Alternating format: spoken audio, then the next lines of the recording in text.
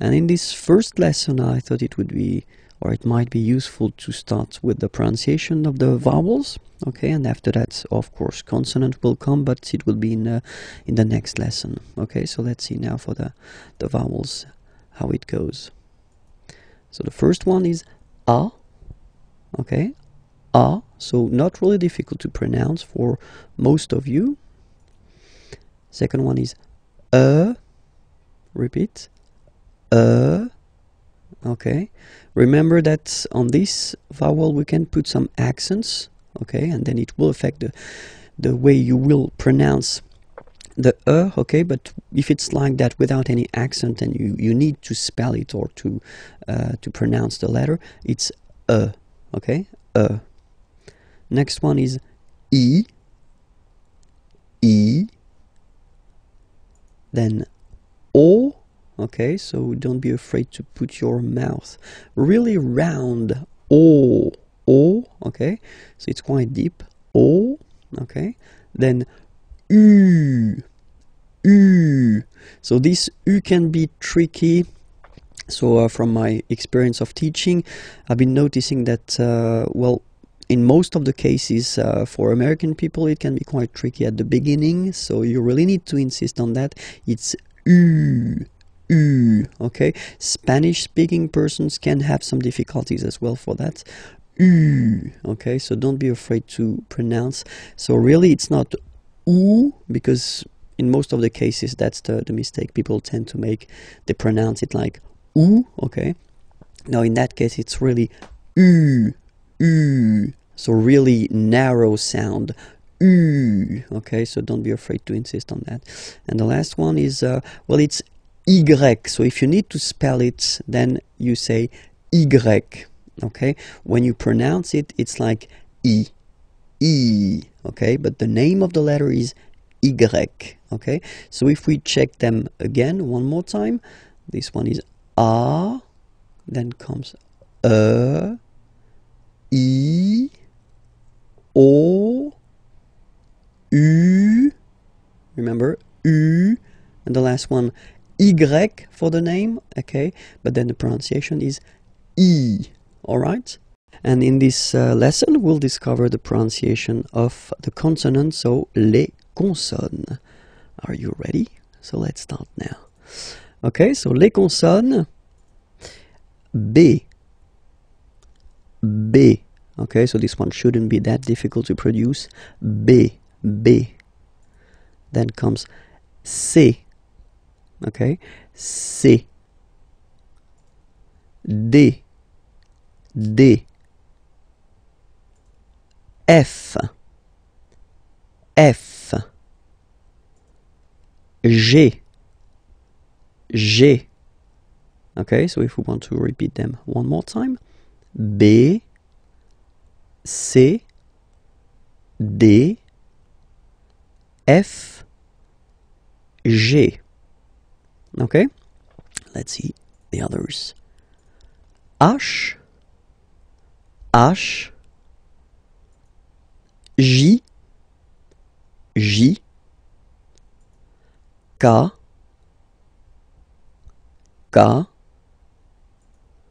L, M. Okay, one more time. H, J, K, L, M. Okay, and then of course it continues. N, P, Q, R. So it's quite important because people tend to think that French people are making this R like that, really deep and really, well, it will hurt your throat if you try to insist too much on that. And if you listen to me, well, basically it's not that strong. R. Okay, so it's quite soft. R. the next one is S, S. Okay, so let's see them one more time. N, P, Q, R, S. And the last consonant are T, T, V, V, W, W. Okay, so we've got this double, and then V, W, okay. X, X, and the last one, Z, Z. Okay, so remember to pronounce this D at the end. Z, Z. Okay, so let's see them one more time. T, V, W, X, Z. Discover les accents, so the accents.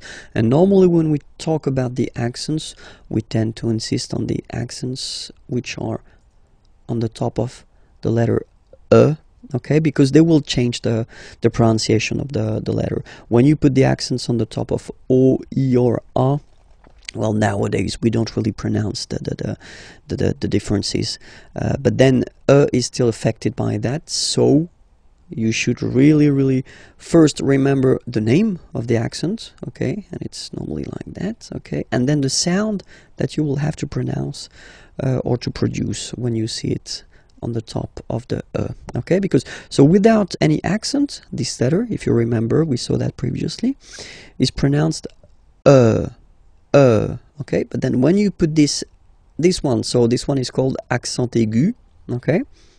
It goes like that, in that direction, okay, and you will pronounce the letter like E, okay, listen to the difference, without the accent, with the accent, E, okay, without and with E, alright. Second accent that we can work on, it's a little bit the same, but it goes in the other direction. So if you look, it goes like that, okay, and then it's called accent grave, okay, and the sound that you will have to produce is eh. So it's really open. I mean, the sound is really open, and normally your mouth should be opened a little bit more than with the accent aigu as well. Okay, so it goes like eh. All right, don't be afraid to insist a little bit on the pronunciation, okay, first, and then you can make it shorter after, of course. Eh, eh. All right, so let's compare them. The first one is e, and then the second one is eh. All right, the good news is that the next one, so accent circonflexe, is pronounced like accent grave. Okay, so it's the same pronunciation here, okay, and it's the open one, okay, eh, right, okay, eh, all right, so you can see that it's just like a little hat that you get to put on the top of okay, so let's see one more time the differences. This one, eh, okay, and then these two accents, like here, eh, open, eh, okay. The last one, tréma, well, basically it's quite rare, and the tricky thing is that in some cases you will have to pronounce it like eh, okay, like for instance Noël, okay, but then in some cases as well it can be pronounced like eh, okay. So my advice would be try to remember the word, and they are really rare, so don't be afraid about that, okay. So but that, let's focus on the three main accents here, okay. The first one, accent aigu, remember, e, accent grave, eh, and the last one, accent circonflexe, eh. So we'll focus on les caractères spéciaux, so the special characters that maybe you will have to use if you want to, well, spell your name, or then if you want to give a web address or something like that. So because normally they can be quite useful, and at the really beginning, so it's quite useful to spend a little time on them. Okay, so let's start now. Les caractères spéciaux, the first one. Okay, if you look at it, it's here. Okay, and we called it tiret. Okay, tiret. All right, let's see the second one. Same thing, but it's, you know, the low one, so we call it tiret bas. Tiret bas. Okay, so remember the first one located in the middle is tiret, and the other one here is tiret bas. Okay, let's see the other one. So officially we called it arrobase, okay, but then, well, let's be honest, we can hear many French people or French-speaking people using this at, okay, but then the French were, of course, at, all right, but officially it should be arrobase, okay, so don't be surprised if someone is using that, or then you can use it as well, because that's the way it should be used. So arrobase, okay, here, so the dot, okay, because it's not always easy to spot here, we call it point, okay, point, all right, so one more time, tiret, tiret bas, arrobase, point, okay, and then it continues a little bit. So if you want to indicate that you've got, well, a double letter, okay, you can say, so in that case it's p, okay, so you say deux, okay, deux, it's two in French, deux, okay, p, deux, p, okay, if it would be another letter, then you would say deux, and then the name of the letter, of course. Then this one here is called apostrophe, okay, apostrophe, apostrophe, okay. And the last one for this lesson, here you can see that in some cases, so we'll see that a bit later, I mean the reason why, but still you can have this little thing beneath the C, okay, and that's what we call cédille, cédille, okay, cédille, cédille, okay. And we'll discover a quite important thing, because it's a verb, and it's the verb être, okay, être means to be, okay, so as in many languages, the to be is quite useful, just for a simple reason, you tend to use it quite often, and then we can use it to construct some composed tenses that we'll see a bit later, okay. So let's see how it goes at the present form. Le verbe être first is je suis, je suis, okay. Je, it's the pronom personnel, so it's I, okay. Suis, I am, okay. Je suis, all right. Then second person, tu es, okay. So remember, être is really tricky, especially when it comes to pronunciations, okay. So first one, suis, as you've been noticing, you don't pronounce the final S, okay. And for tu, then you've got this combination of letters, okay, but then basically the sound you will pronounce or you will produce is est, okay. Tu es, all right. Je suis, tu es, okay. So let's see the next one. So you've got this il, okay, so it's a capital letter, but then it's I and then L, okay. Il, so it's he, okay, masculine form, and then elle, she, so feminine form, okay. And this is the verb, so il est, or then elle est. So you can notice that even if we write them differently, this like that and like that, we pronounce them the same way. And that's usually the difficult thing, you know, with the French language. What you write and what you pronounce can be quite different. Okay, so remember, je suis, tu es, il est, elle est. Okay, so let's see how the next one comes. Here it's nous, nous. Okay, sorry about that. Oops. Nous sommes. Okay, nous sommes. Okay, so you don't pronounce the final S here, it doesn't exist. Sommes. Nous sommes. Okay, then the next one is coming. Vous êtes. Same thing here. Notice that final S is not pronounced. Et. Okay, and then in French we tend to have this liaison. So liaison, it's like a link, okay, that we can make between the words.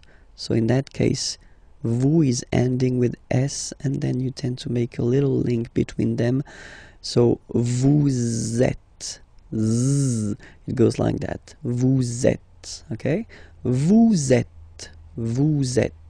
All right, so let's see one more time. Je suis, tu es, il est, elle est, nous sommes, vous êtes. Okay, and let's see the last one.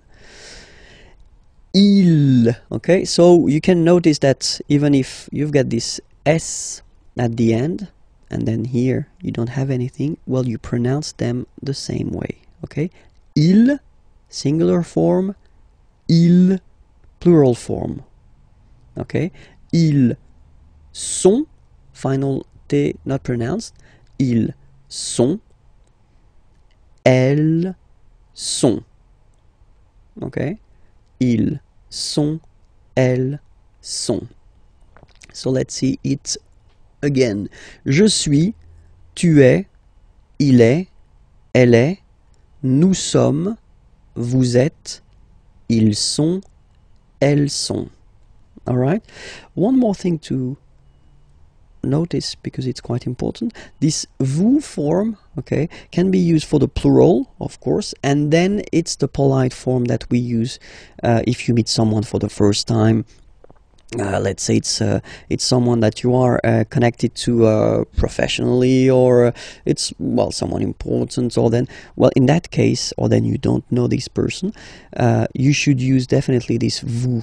Okay, for the first time, it's the polite form. After that, you can decide whether you want to use this tu form, okay, which is normally quite common in French, but then first remember that vous is better. Okay, let's see a few examples now.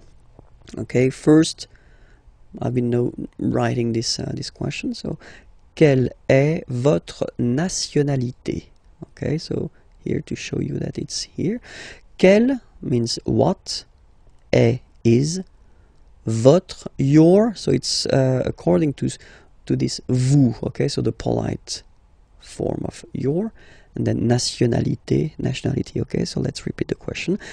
Quelle est votre nationalité?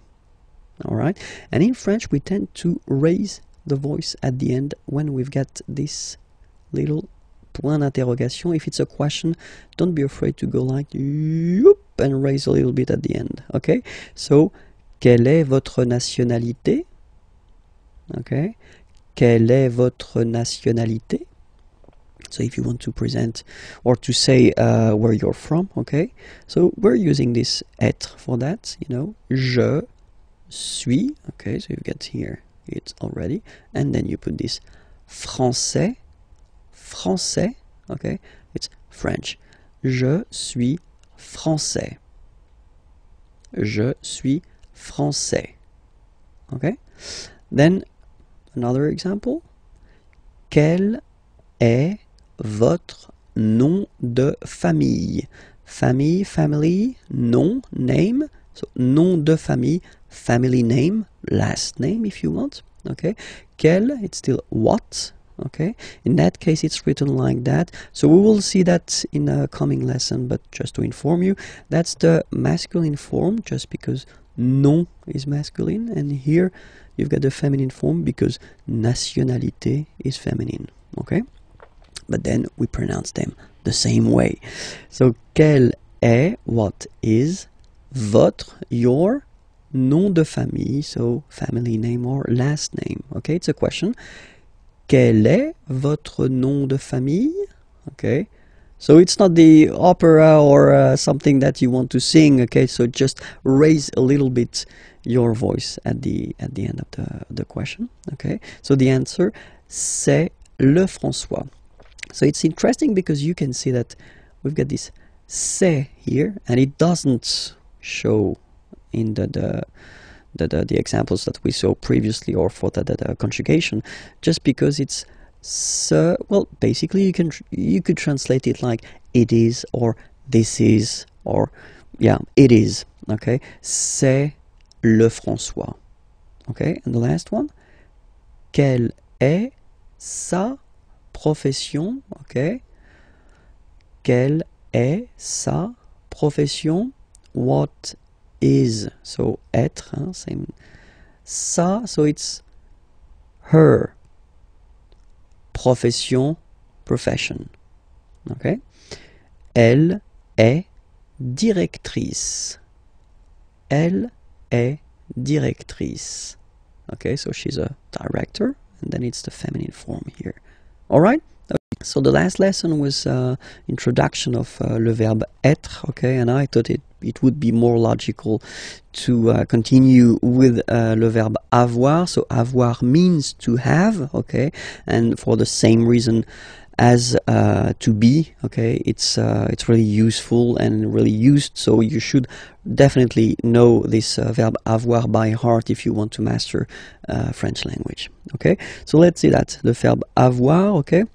And so we'll see the different forms. So the first one is j'ai. Okay, j'ai. All right. So if you remember correctly, we had this je, personal pronoun, and then when it comes near another vowel like a, for instance, then it tends to disappear. Okay, so just to avoid pronouncing this je ai, because we think that in French it doesn't sound that beautiful, so we tend to take this e away, okay, so that you get this sound j'ai, j'ai. Okay, so j apostrophe ai. Remember, when you combine this ai, you get the e sound. Okay, second one, tu as. Okay, as usual in French, final s is not pronounced. Tu as. Tu as. Okay, first one, j'ai, tu as. Then comes il, so masculine form, he. Okay, il, he. Elle, she. Okay, and then a. So as you can notice, second form as is pronounced a, and this is a. Same pronunciation in both cases. Okay, then nous avons, final s not pronounced, avons. Okay, and then we tend to make this little link, as I said previously in the lesson, for être, you make this link between the two, so nous avons, nous avons. Okay, nous avons, nous avons. That's it. Next one, same thing, the little liaison, little link between the two. Okay, vous avez, vous avez. All right, and the last one, so same thing. If you can see, you get this final s and final s here. Okay, and then you will have to make the little link between the two. Ils ont, ils ont, ils ont. Okay, and then feminine form, elles ont, elles ont. All right, let's see the whole thing one more time. J'ai, tu as, il a, elle a, nous avons, vous avez, ils ont, elles ont. Okay, so let's see now. Just to make it more clear, remember, so I in French is je, you it's tu, he, il, she, elle, we, nous, you, so as in English, first use for the plural, a group of person, okay, and then second use the polite form for you, one person. Okay, vous, il, elle. One last time. Je, tu, il, elle, nous, vous, il, elle. Discover le verbe aller. So the verb aller, aller means to go, so it's really useful because, well, we tend to use it like that, so for the main to go reason quite often, and we use it as also, like in many languages, for what we call the futur proche, so the near future. I am going to, and then you put a verb at the infinitive. So it is quite used, especially in the oral language. We tend to maybe use it a little bit more than the real future. Okay, so let's see how you conjugate this aller verb. The first form is je vais. Okay, so remember, final S not pronounced here. Je vais. Okay, when you combine this A, I, you get the sound E, really open. Okay, je vais. D'accord? Tu vas. Final S doesn't exist. Tu vas. Tu vas. Okay, then we've got this il, so remember, il, it's for the masculine form, so he, okay, and then elle, she, okay, and then you get the va form. Basically, you pronounce it like for the tu, because you don't pronounce the final S, okay, il va, elle va, okay, je vais, tu vas, il va, elle va. Then nous, so we, plural form, nous allons, okay, and if you, so final S not pronounced, and then if you are purist, and I'm sure you are, you want to make this beautiful and little liaison, so this little link between the words, so it does mean that you will have to pronounce this z sound, okay, listen to me, nous allons, nous allons. Okay, nous allons. That's it.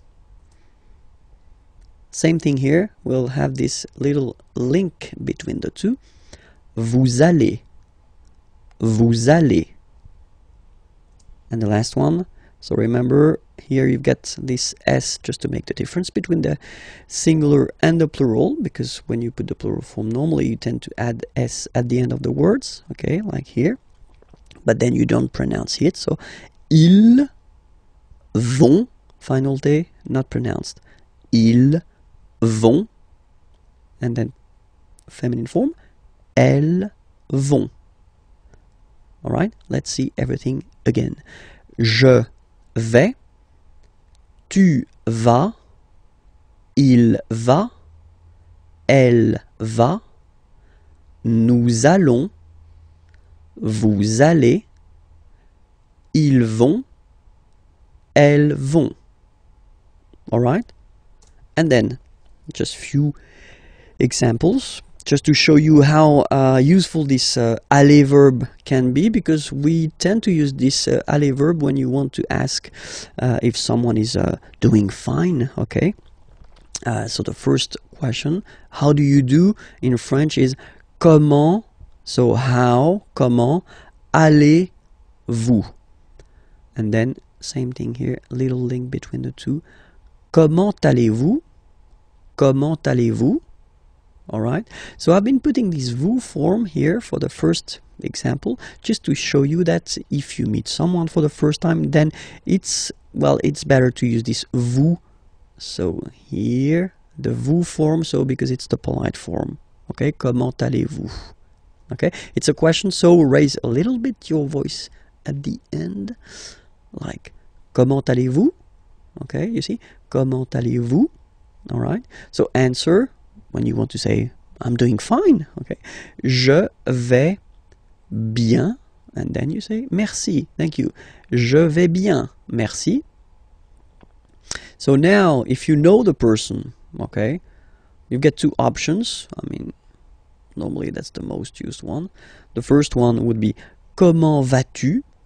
Okay, so in that case you just switch and you change this you, so polite form, and you change it with this tu form. Comment vas-tu? Okay, well, answer can be the same, you know, je vais bien, merci. Okay, and the other one, comment ça va? Okay, it would be like impersonal form. Okay, so you're not really addressing directly to the person. How is it going? Could be translated. Could be translated like that in English. Okay, comment ça va? Okay, you raise a little bit at the end. Comment ça va? And then same thing. You can answer with ça va, merci. Okay, so let's read them. Comment allez-vous? Je vais bien, merci. Comment vas-tu? Je vais bien, merci. Comment ça va? Ça va, merci. We will discover le verbe s'appeler. So previously we've been seeing three verbs. So the first one was être, to be, yeah, and then after that it was avoir, to have, and then in the last or previous lesson it was aller, to go. And I thought it would be useful to introduce this s'appeler verb, because normally that's the verb you tend to use at the right beginning when you want to introduce yourself, because if you say my name is, well, in French we will use this s'appeler verb. Okay, it is always tricky and a big challenge for a French teacher to introduce this s'appeler verb at the real beginning, because it belongs to this group of verbs that we call verb pronominaux. So you'll see why, because if you compare it to the others, something is coming there. Okay, so if you remember, when we conjugate a verb, first we put the pronom personnel, so the personal pronoun here. So je is like I. Okay, and then so basically the verb appeler means to call. Okay, so without this s, okay, appeler is to call. Okay, and then when you had this s here, and then if you transform it like in this form, I call, and this is a pronoun, it's like me, so it's like I call myself, I call me. So it's just the way we've got in French to introduce ourselves. Okay, so it's je m'appelle. Okay, je m'appelle. All right, second form, tu t'appelles. Okay, remember, final S not pronounced. Tu t'appelles. Okay, then il s'appelle. Il s'appelle. Elle s'appelle. Elle s'appelle. And then the funny thing for nous or vous, you'll see that, well, basically we repeat it, or repeat, it's just a pronoun. So we call ourselves, if you want, okay, but then we put the pronouns before the verb. Okay, nous appelons. And then little link would be perfect, so let's pronounce the whole thing again. Nous appelons. Nous appelons. Okay, final S doesn't exist. Nous appelons. Okay, then vous appelez. Vous appelez. Okay, so you can hear we put the little link again here. Vous appelez. All right, and the last one, il s'appelle, elle s'appelle. Okay, so one thing that you should remember, and probably you did here. Okay, so here for nous and vous, so we've got only one L, like here in the infinitive form. So that's the reason why I've been pronouncing appelons. Okay, and then appeler. Alright, but for je, so if you can spot it here, look, we've got double L here, double L, and then for the plural form double L. So when you get this E vowel and then you get a double consonant, and well, they are the same, then it does change the pronunciation of E. You tend to pronounce it like really open. That's the reason why you pronounce it appel, okay? Appel, and appel. Alright, so as I said, that's the tricky thing with French language. I mean, you write them like here without S, here with S, and here with E and T, you pronounce them the same way. Je m'appelle, tu t'appelles, il, elle s'appelle, elle s'appelle. Okay? Alright. And now a few examples. Comment vous vous appelez? Okay, so comment vous vous appelez? So when you want to know the name of someone, you know. Comment vous vous appelez? Answer. Je m'appelle Vincent. Et vous? Okay, so I am Vincent. I call myself Vincent if you want. Vincent. Et vous? And you? Okay, so you want to know the name of the person who is asking this question. Okay. The other possibility that you would have, you know. So first you've been starting with comment and then vous vous appelez. Okay, so that's the, well, a common way of asking the question. All right. Other possibility would be to start with vous vous appelez. Okay, so technically you just take the verb and then you put this comment, how, at the end. Okay, it would be possible as well. Okay, remember to raise your voice. Vous vous appelez comment? All right. And the last one is the more correct form. Okay, so first you should start with comment, how, and then, as in many languages, you should, well, change a little bit the order of the structure of the sentence. Okay, vous appelez vous. Okay, that's the real correct way to ask the name of someone, you know. Comment vous appelez-vous? All right, and then you raise your voice. Comment vous appelez-vous? All right, so let's repeat them. Comment vous vous appelez? Vous vous appelez comment? Comment vous appelez-vous? All right, we'll discover in this lesson pour se présenter. So if you want to present yourself, okay, so it will be a really short lesson, but still quite useful. Because, well, technically you will have to present yourself at one point when you speak with French people or French-speaking people. Okay, so let's discover how it goes. The first one, well, you tend to use this appeler verb, okay. Je m'appelle Vincent Lefrançois.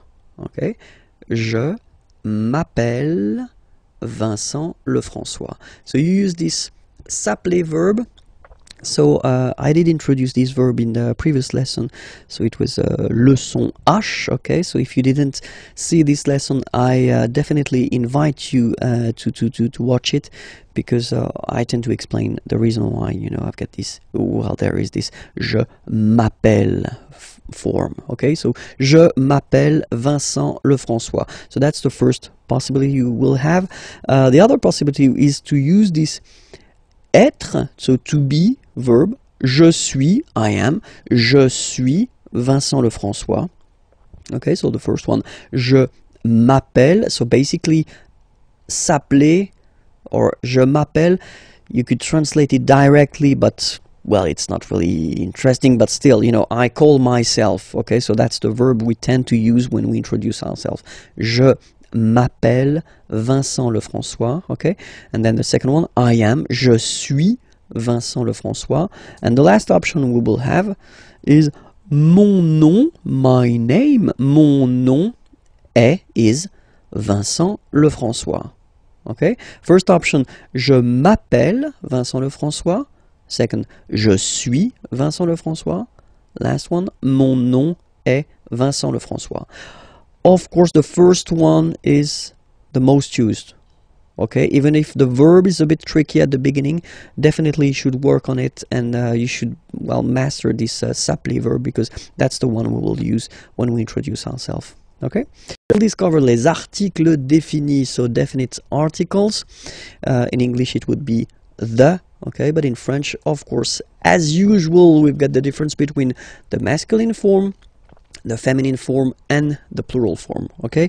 And we start with the masculine form, so we've got le,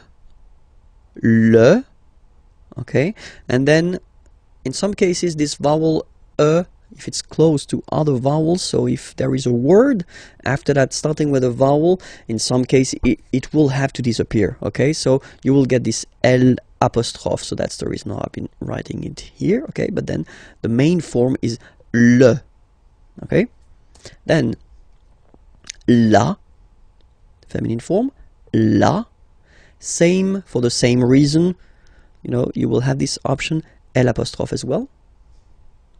And then the plural form is les. Okay, so whereas in English you get there is only this the form, in French we will have the difference between the masculine form le, the feminine form la, and then the plural form les. So of course, according to the word, you will have to choose the correct article. So we'll take a few examples here. The first one is chien. Chien is a dog. And in French, chien, like that, it's masculine, so le chien. So basically, you just put the article le and then chien, okay? In that case, second case, ordinateur, well, you can see that it starts with the vowel O, okay? And as I said, you know, and O, they don't get along that well, so you get to take this away, and then you get this l'ordinateur, all right? And third example, so I took on purpose this hôtel, okay, because it starts with H, but remember that in French we don't pronounce H, okay, so basically the first sound of the word is the vowel O, okay, so for the same reason, needs to disappear, l'hôtel, okay, so if we repeat them, le chien, l'ordinateur, and then l'hôtel, okay? Feminine form, la famille, okay? So no problem, so family, la famille, okay? Then we've got argent, money, argent, same for the same reason, so l'argent, okay, you get to take this away, l'argent, and same thing as previously when what we saw for the masculine part, even if you've got this H, then the first sound you hear is A, okay, so for the same reason you will have to take this A away, and then you get this l'habitation, okay, and then I've been taking, well, basically the example from here, chien, okay, and then I put S at the end, and it's the mark of the plural, okay, so you put les chiens, the dogs, okay, les chiens, and then you take famille, okay, you just add this final S, and you get the plural form, les familles, okay, remember, chien, singular form, chien, same pronunciation, but you put this S, okay, final S, not pronounced, famille, singular form, famille, plural form, same pronunciation, S, not pronounced. Okay? We'll discover les articles indéfinis. So, indefinite articles. So, in English, there is only one, and it's or un. Okay? And in French, we've got always the difference between the masculine form, the feminine form and the plural form, as we saw in the previous lesson. Remember, for the definite articles, okay, it was the same, okay, and in this lesson, so article indéfini, well, it's the same. We'll start with the masculine form, and the masculine form goes like that. So when you put these two letters together, it can be quite tricky to pronounce at the beginning. Of course, after that you will master it without any problem and without any doubt, but you've got to pronounce it like un. So it's what we call the nasal, so it goes in your nose, okay? Un. So if you listen to me, you don't hear any N, okay? So it's just a combination of the two. Un, un, un. All right? Okay, so that's the masculine form. Then the feminine article is here, and it's easier because if you have this U, N, E, then you pronounce it une, une. Okay, masculine, un, feminine form, une, une. Okay, and then the plural form, des. All right, here s you pronounce it like e. Okay, un, une, des. All right, let's see a few examples now. Okay, here ami means friend. Okay, un ami, and then we tend to make this little link between the two. Un ami, un ami. Okay, soleil, sun. Un soleil, un soleil. Livre, book. Un livre, un livre. Voiture, car, feminine. Une voiture, une voiture. École, school, feminine form as well. Une école, une école. Décision, une décision. Une décision. Don't ask me to translate this décision. Come on, please. Ami, so I've been taking this now. Look, ami here. So we've got the masculine form and it's the singular. Remember, if you want to put the plural form, then you just add this final S here. Okay, but then technically you pronounce it the same way. So singular form ami, plural form you add this S, but it's ami as well. Okay, in that case you get des, so here des, okay, here, and then there is this little liaison. Remember, it's been introduced in a previous lesson. You put this little link between the word. Des amis, des amis. Okay, I've been taking voiture here, voiture, a car. Okay, just add this S at the end and then you get the plural form, des voitures. Okay, and then I've been taking back this livre, same thing, you just add S at the end, des livres. Okay, let's repeat them one more time. Un, une, des.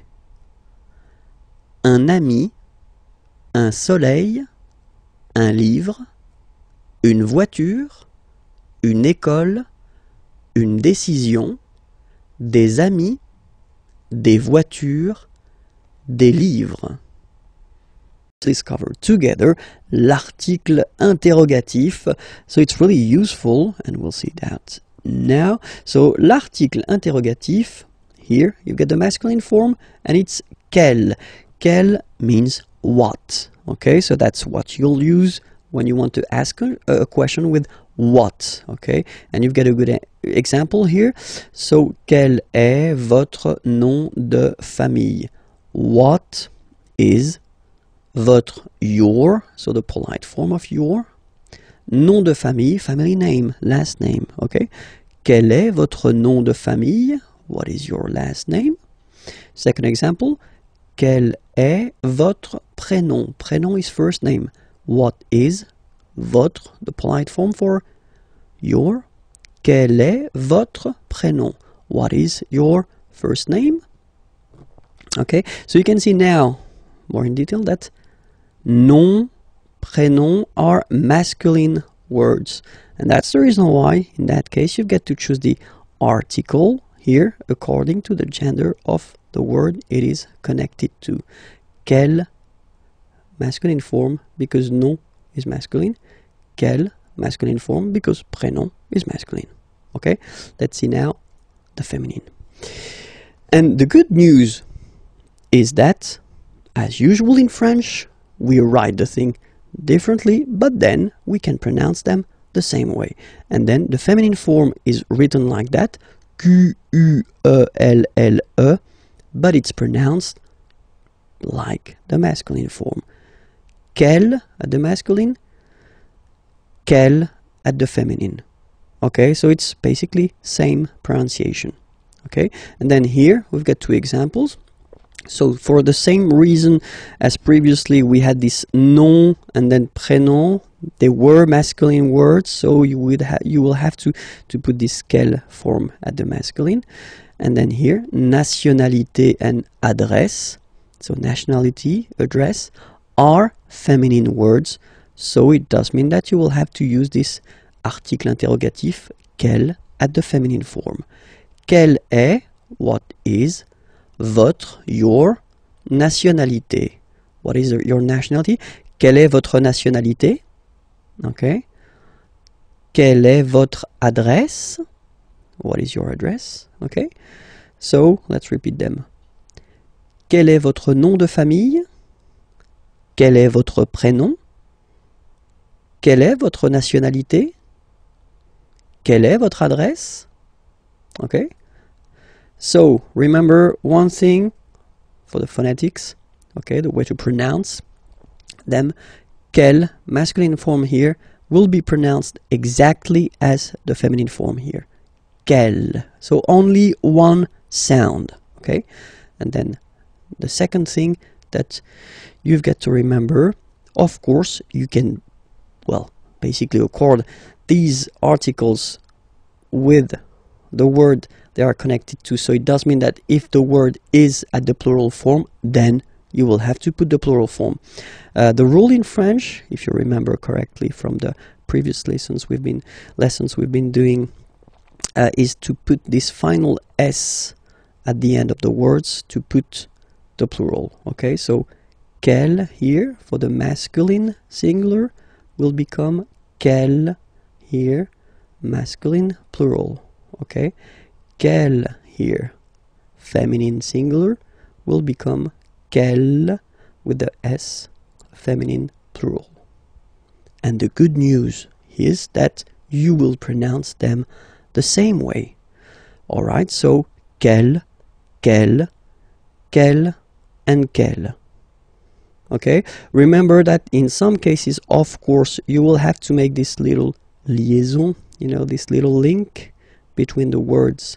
So if the word or the verb or whatever is coming after is starting with the vowel, of course you will have to put this little link. But then if you pronounce it, or if you pronounce them just like that, quelle, quelle, quelle, quelle.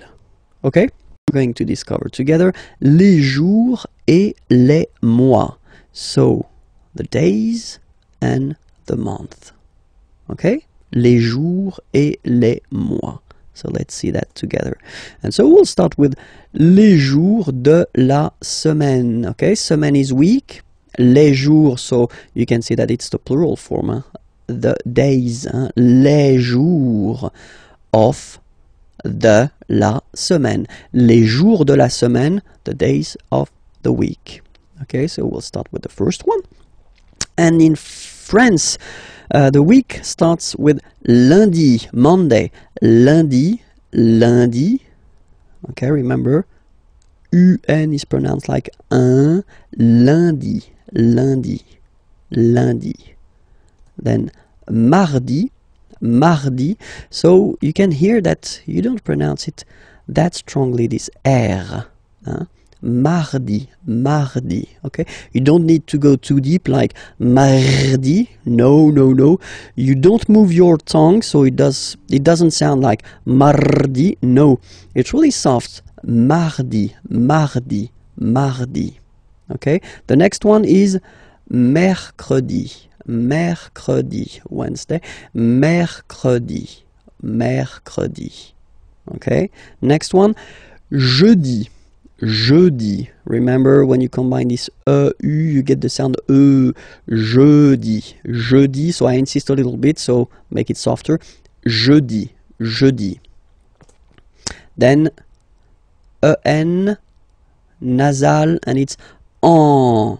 So remember, vendredi, vendredi, vendredi, vendredi. Okay? Then samedi, samedi, don't insist on the samedi, samedi. Alright? And the last one, dimanche, dimanche. You get the sh, and then an, en, dimanche. Okay, let's see them one more time. Lundi, mardi, mercredi, jeudi, vendredi, samedi, dimanche.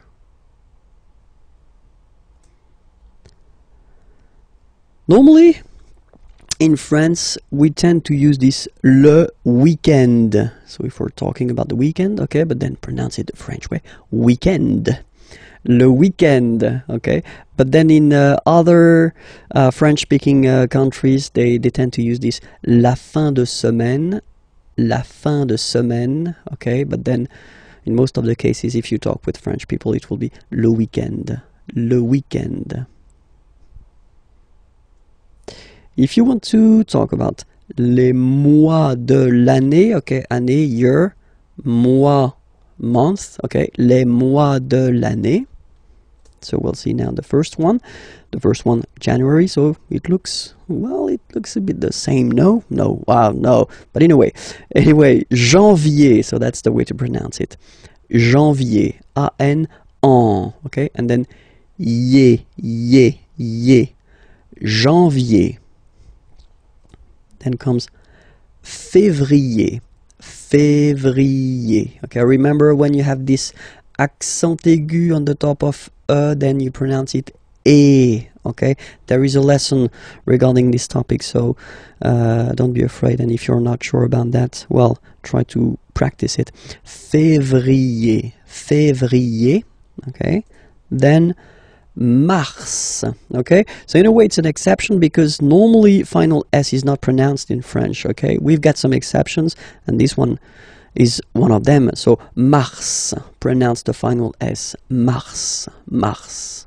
Okay, then avril, avril, avril. Nothing really tricky about this month, I mean, for the pronunciation. Avril. Okay, here be careful because people tend to try to pronounce it the English way. In French, remember when you combine this a and then e vowels, you get the sound e. So really open e, okay, and then you pronounce it me. Okay, so don't pronounce e. Don't try to pronounce it. No, it's me. So it's not my, it's me. Okay. And then here, well, it's a bit tricky, but still, en goes like un, okay? And then you get juin,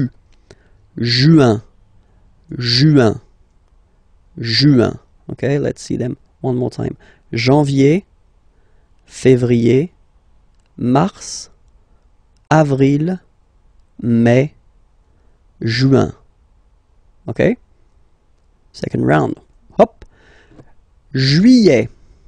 Okay, you get this double L here. Juillet. Don't pronounce this final T, E-T here at the end. Juillet. So it's July. And then here, two options because, well, two options are acceptable in French. The first one, you don't pronounce the final T. Ou.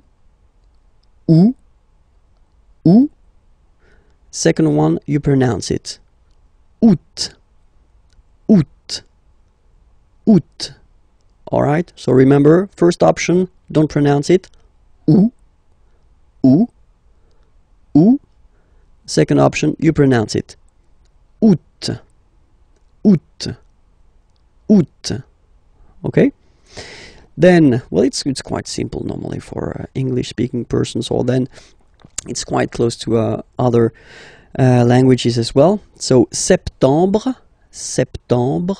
septembre. Remember this em en septembre. Brr. You don't insist on the final septembre, septembre. Then same thing here. Don't insist on the final octobre, octobre, octobre.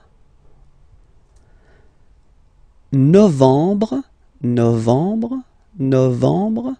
Okay, em en novembre, novembre. And the last one, décembre, décembre, décembre. Same thing, em en décembre. Okay, so let's repeat them. Juillet, remember this, juillet. Août, first option. Août, second option. Septembre, octobre, novembre, décembre. Okay?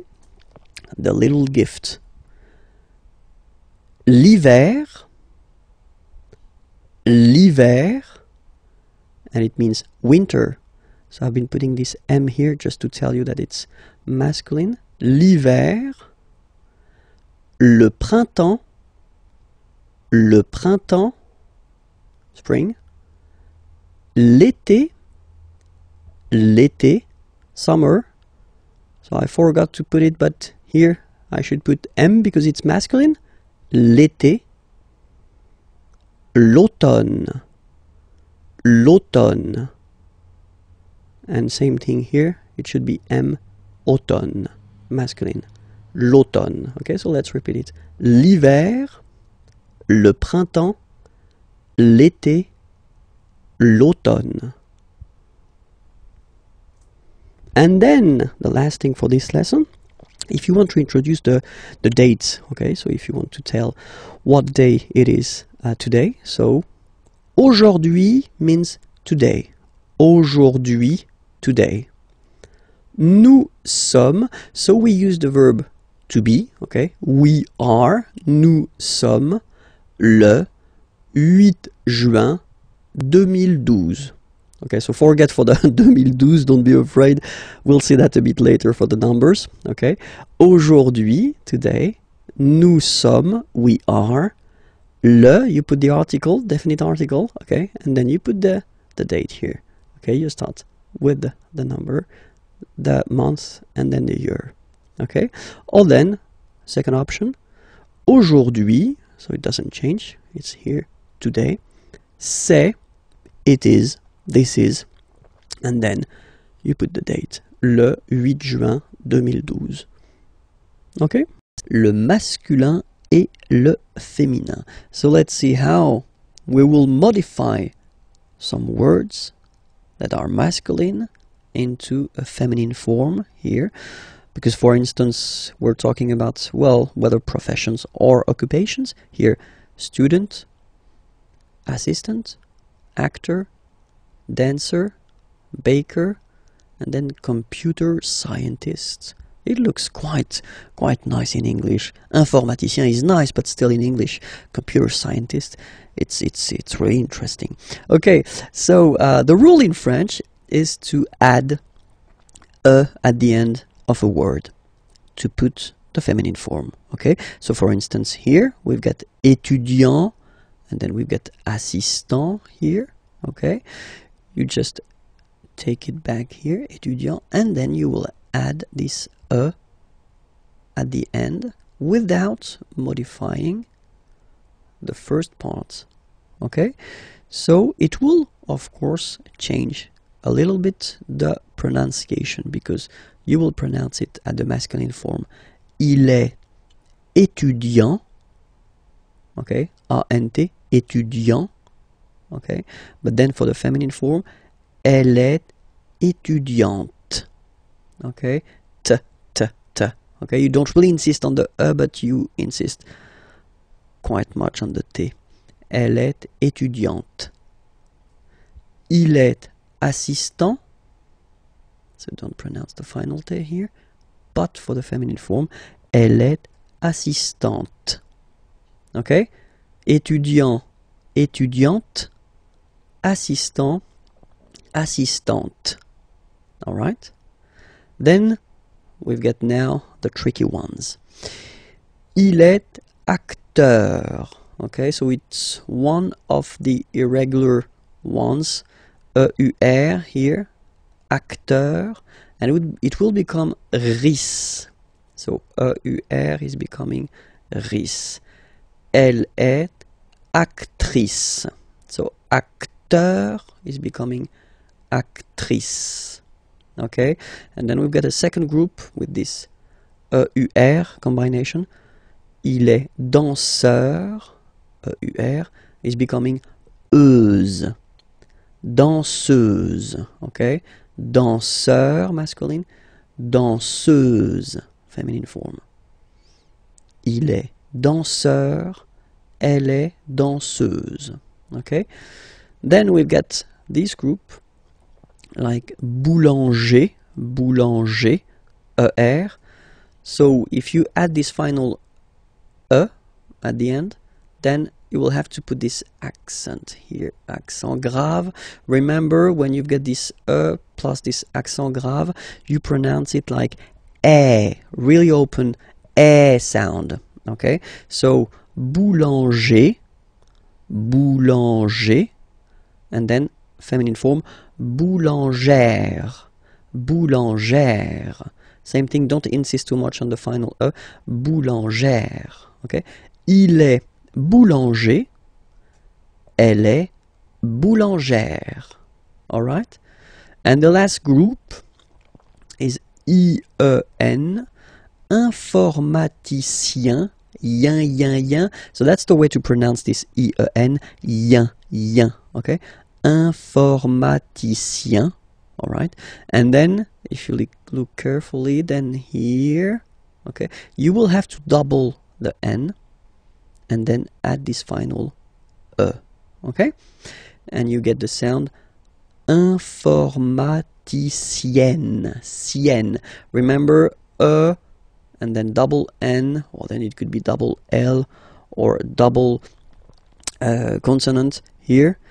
You open your E, so it's E.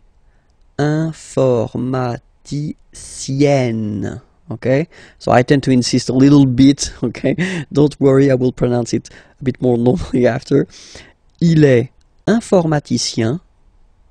Elle est informaticienne. Okay, so let's see them one more time. Il est étudiant. Elle est étudiante. Il est assistant. Elle est assistante. Il est acteur. Elle est actrice. Il est danseur.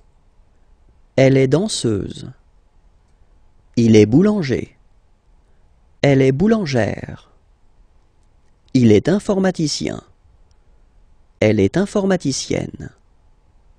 We'll work on the vowels, les voyelles, in this lesson, and then we'll see how they behave when we combine them with another letter. So the vowels that we will work on, we won't take this Y vowel on purpose, okay? So we'll focus only on A, E, I, O, U.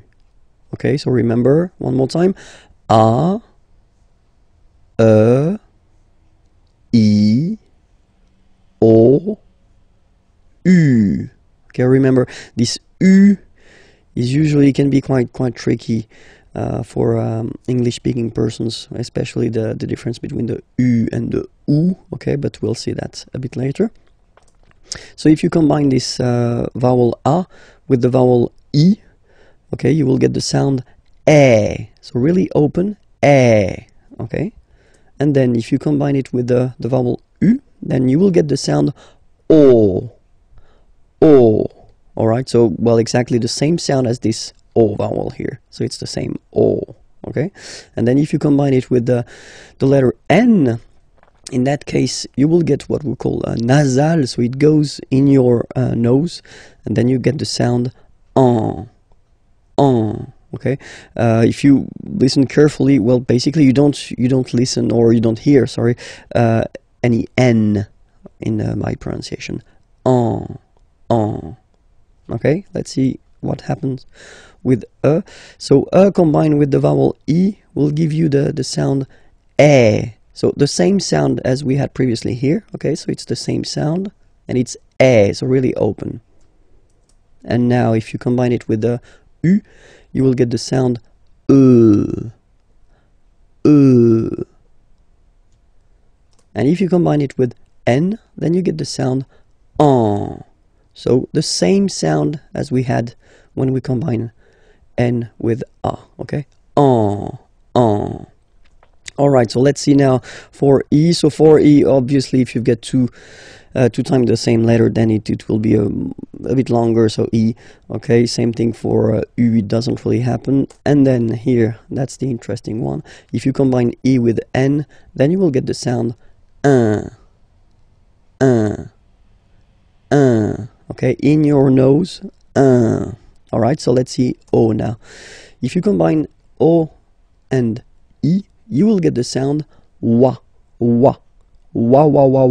So make it, repeat it like that, you know, wa. And then after that, only one, wa, okay? Then if you combine it with u, you will get the sound oo. So as I said previously, the difficulty, one of the big difficulty for English-speaking persons is this difference between the oo here and the u here. Ooh, okay, so we'll have the time to work on that, but still it's ooh in that case.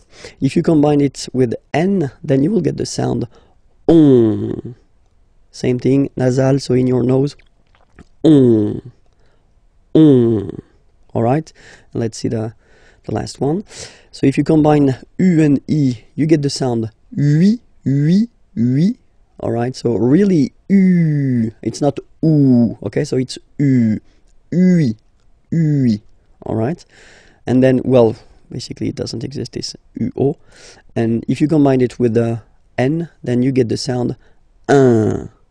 So before we had the difference between this un here and this un here, but nowadays in France, at least, you don't make any difference between the two, okay, so it's un here and un here. Alright, so let's see them one more time. A, e, o, en. E, en. I, un. O, wa, ou, on. U, oui, un. We'll discover les chiffres in this lesson. I hope you're ready because it's starting right now. Les chiffres. 0, okay, so remember, you get this z, and then e accent aigu, zéro, okay? Then 1, alright, so when you combine this u and n, you get the nasal sound 1. 2, final X not pronounced, okay? 2. 3, final S not pronounced. 3. 4. Okay? So remember that even if you get this U vowel here, basically you don't pronounce it, because that's the rule in French. When we get this Q letter and then a vowel after, then we will have to put this U. Okay, so you get this Q, U, A, but then the sound that you will pronounce is K. Okay, 4. Alright, and next, 5.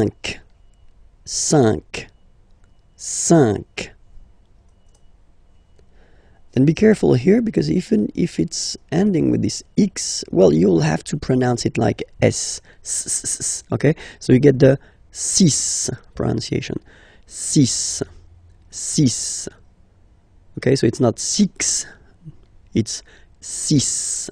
Alright, then here, remember, P is not pronounced.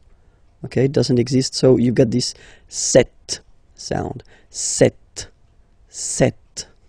Okay, then here final T is pronounced, so huit, huit. Remember in French this H letter here, okay, doesn't exist phonetically, so we don't really pronounce it, okay? So if you listen carefully, you will only listen or hear these vowels at the beginning of the word. Huit, huit, okay? And then neuf, neuf, neuf, okay? And we'll discover a quite useful thing, because in leçon B, if you remember carefully, I did introduce the numbers till 9, and then we'll continue, so from 10 to 20, okay? De 10 à 20. Okay, so let's start now. 10, okay, so remember, final X here is pronounced like S. 10, 10, okay? Then 11. 11, okay, so O plus N give you the sound on, onze, onze, okay? Final E doesn't exist phonetically, onze, okay? 12, 12, O, U, the two together will give you the sound OO, okay? And then Z, 12, 12, all right? Then now if you combine this E and E, you get the sound E, really open.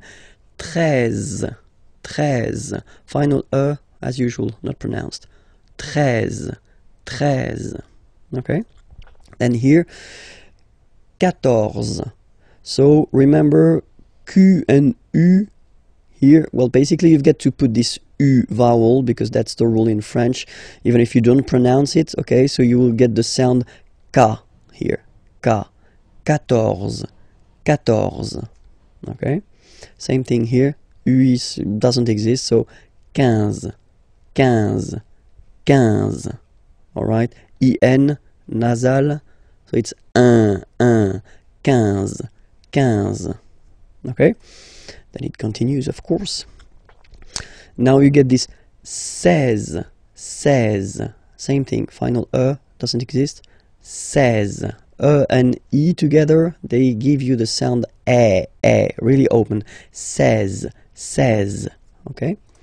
Then it becomes logical now, because if you look carefully, you get this 10, okay? 10, and then 7. So if you remember this, it's here, it's 10, and then 7, 7, okay? So it's clear. But then for the pronunciation, 17. Okay, so you don't insist on the S. 17, 17, 17.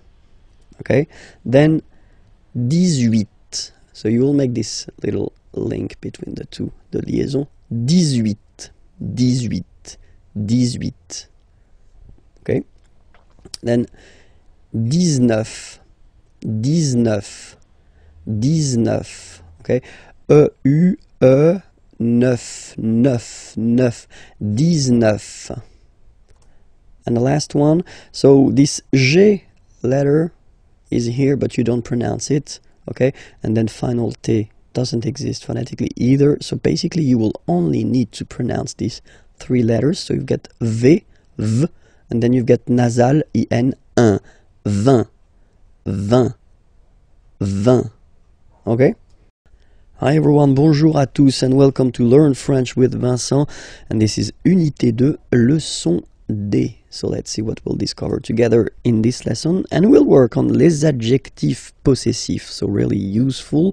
Well, in French, as usual, we will have the difference between masculine form. So for the masculine form, we'll have mon,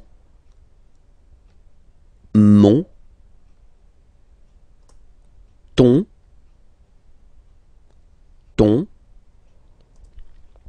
son,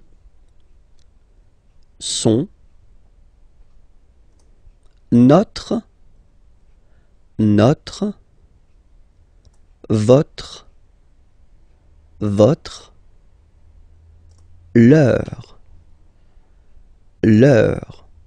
Okay, so let's be clear, you know, when we talk about les adjectifs possessifs, in English it will be my, your, his, are, your, their. Okay, but then in French, well, basically we'll have the difference between the masculine, the feminine, and the plural. And then keep in mind, we'll see that a bit later when I will give you some examples, that in French we don't decide whether it's masculine, feminine, or plural according to the subject, like in English, because in English you put whether the masculine or the feminine according to the subject, but we will in French put the masculine according to, or the feminine or the plural, according to the word it is connected to. Okay, so it's quite important to just remember that, because it will be really important for the decision whether you put the masculine or the feminine or the plural form. Okay, so we saw first now here the masculine form. Let's check the feminine form, and it's ma, ta, sa. Okay, so you can see well, of course differences, but then still, you know, it works like m, t, and then t, and s. Okay, so, well, mon, masculine, ma, feminine form, ton, masculine form, ta, feminine form, son, masculine form, sa, feminine form. And then the good news is that notre is the same, votre is the same, and then leur is the same. Okay, so you don't really have a difference between these three persons. You will have to use the same adjective possessive. Okay, so the only difference is there: mon, ton, son, ma, ta, sa. Okay, and now let's see the plural part here. Okay, so for the phonetical or pronunciation aspect of it, then remember that this es here combined will give you the sound eh. Okay, so you'll pronounce it like me, me, me. Okay, te. So logical, same pronunciation here. Te, se. All right, so me, te, se. Okay, and then for the plural, no, vos, and then leur. Okay, so remember, even if you've got this final s, you don't pronounce it, as it was the case already for this word. No, you don't pronounce the final s. Vos, you don't pronounce it. Leur. Okay, so if we see that one more time, it's me, te, se, and then no, vos, leur. Okay, so let's see a few examples now. So for the masculine, mon père. Okay, so père means father. Okay, so father is masculine, and so you will put mon père. So you will put here the masculine adjective possessive, my father, just because father is masculine. Okay, so the subject, the person who is actually talking about his father or her father, doesn't really affect the fact that you use the masculine or the feminine here. You put the masculine because father is masculine. Okay, so vélo, bicycle. If you want to say my bicycle, you will say mon vélo. Okay, just because vélo is masculine. Un vélo, and then mon vélo. All right, let's see now a few or two examples for the feminine. Mother. Mother is feminine, and then you will have ma mère. Ma mère, my mother, ma mère. Okay, here you've got voiture. Voiture means car, a car. Okay, and it's feminine, so une voiture. Same thing here, you will put the feminine form, ma voiture. Ma voiture. Okay, and let's see now for the plural. So parents, parents, mes parents. Okay, because it's the plural form here. Okay, so you get the plural form here as well. Mes parents. Okay, and then amis, friends. Okay, it's the plural form, so it's mes amis. Okay, and then let's be purist and make this beautiful liaison between these two words. Mes amis, mes amis, mes amis. Alright, so I hope it's clear, because of course, as usual in French, we've got some exceptions, and the exceptions are for the feminine words, like identité, for instance. Identité, so it does mean identity, okay? If you look carefully at this word, you can notice that it is starting with a vowel, so I in that case, okay? And then for aesthetical reasons, we think that ma identité, so the way that normally you should put the feminine form, so ma identité, doesn't sound nice, so for that reason we put the masculine adjective possessive. So remember, with the words, feminine words that start with a vowel like I here, identité, you will have to use les adjectifs possessifs masculins, so the masculine form. So it goes like mon identité, so my identity, mon identité.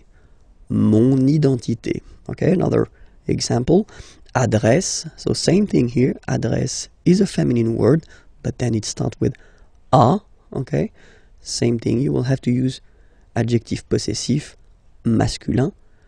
Mon adresse, my address, mon adresse, okay, you can hear now this little link, so you get to pronounce this N, mon adresse, okay. And the last one I took, same thing, opposition, well, basically feminine, but then it starts with the O, mon opposition, you make this link, huh? Mon opposition, so let's repeat it one more time, mon identité, mon adresse, mon opposition. Okay, I hope everything was okay with you. So it was leçon D. Okay, so remember to check for the next lesson and the previous lessons there, here, and then you get, of course, more material at the following website, www.imagier.net. Okay, bye-bye. Work on les pronoms toniques. So they're useful, and normally we tend to introduce them quite fast in French because you will have to use them. Les pronoms toniques, so if you remember we saw les pronoms personnels like je, I, tu, you, etc. Okay, but then in that case, when you want to use this pronom tonique, normally you want to insist, okay, and then you want to use this moi form, so moi is me. So that's the main difference between moi, me, and then je, I, because je, normally you will use that to construct a sentence as a subject, okay. Normally this moi is not a subject, so it's not possible to put that right before a verb. It would be a mistake, okay. Moi, so it's me, moi. So remember this O-I combination give you the sound wa, moi, okay. And then you get toi.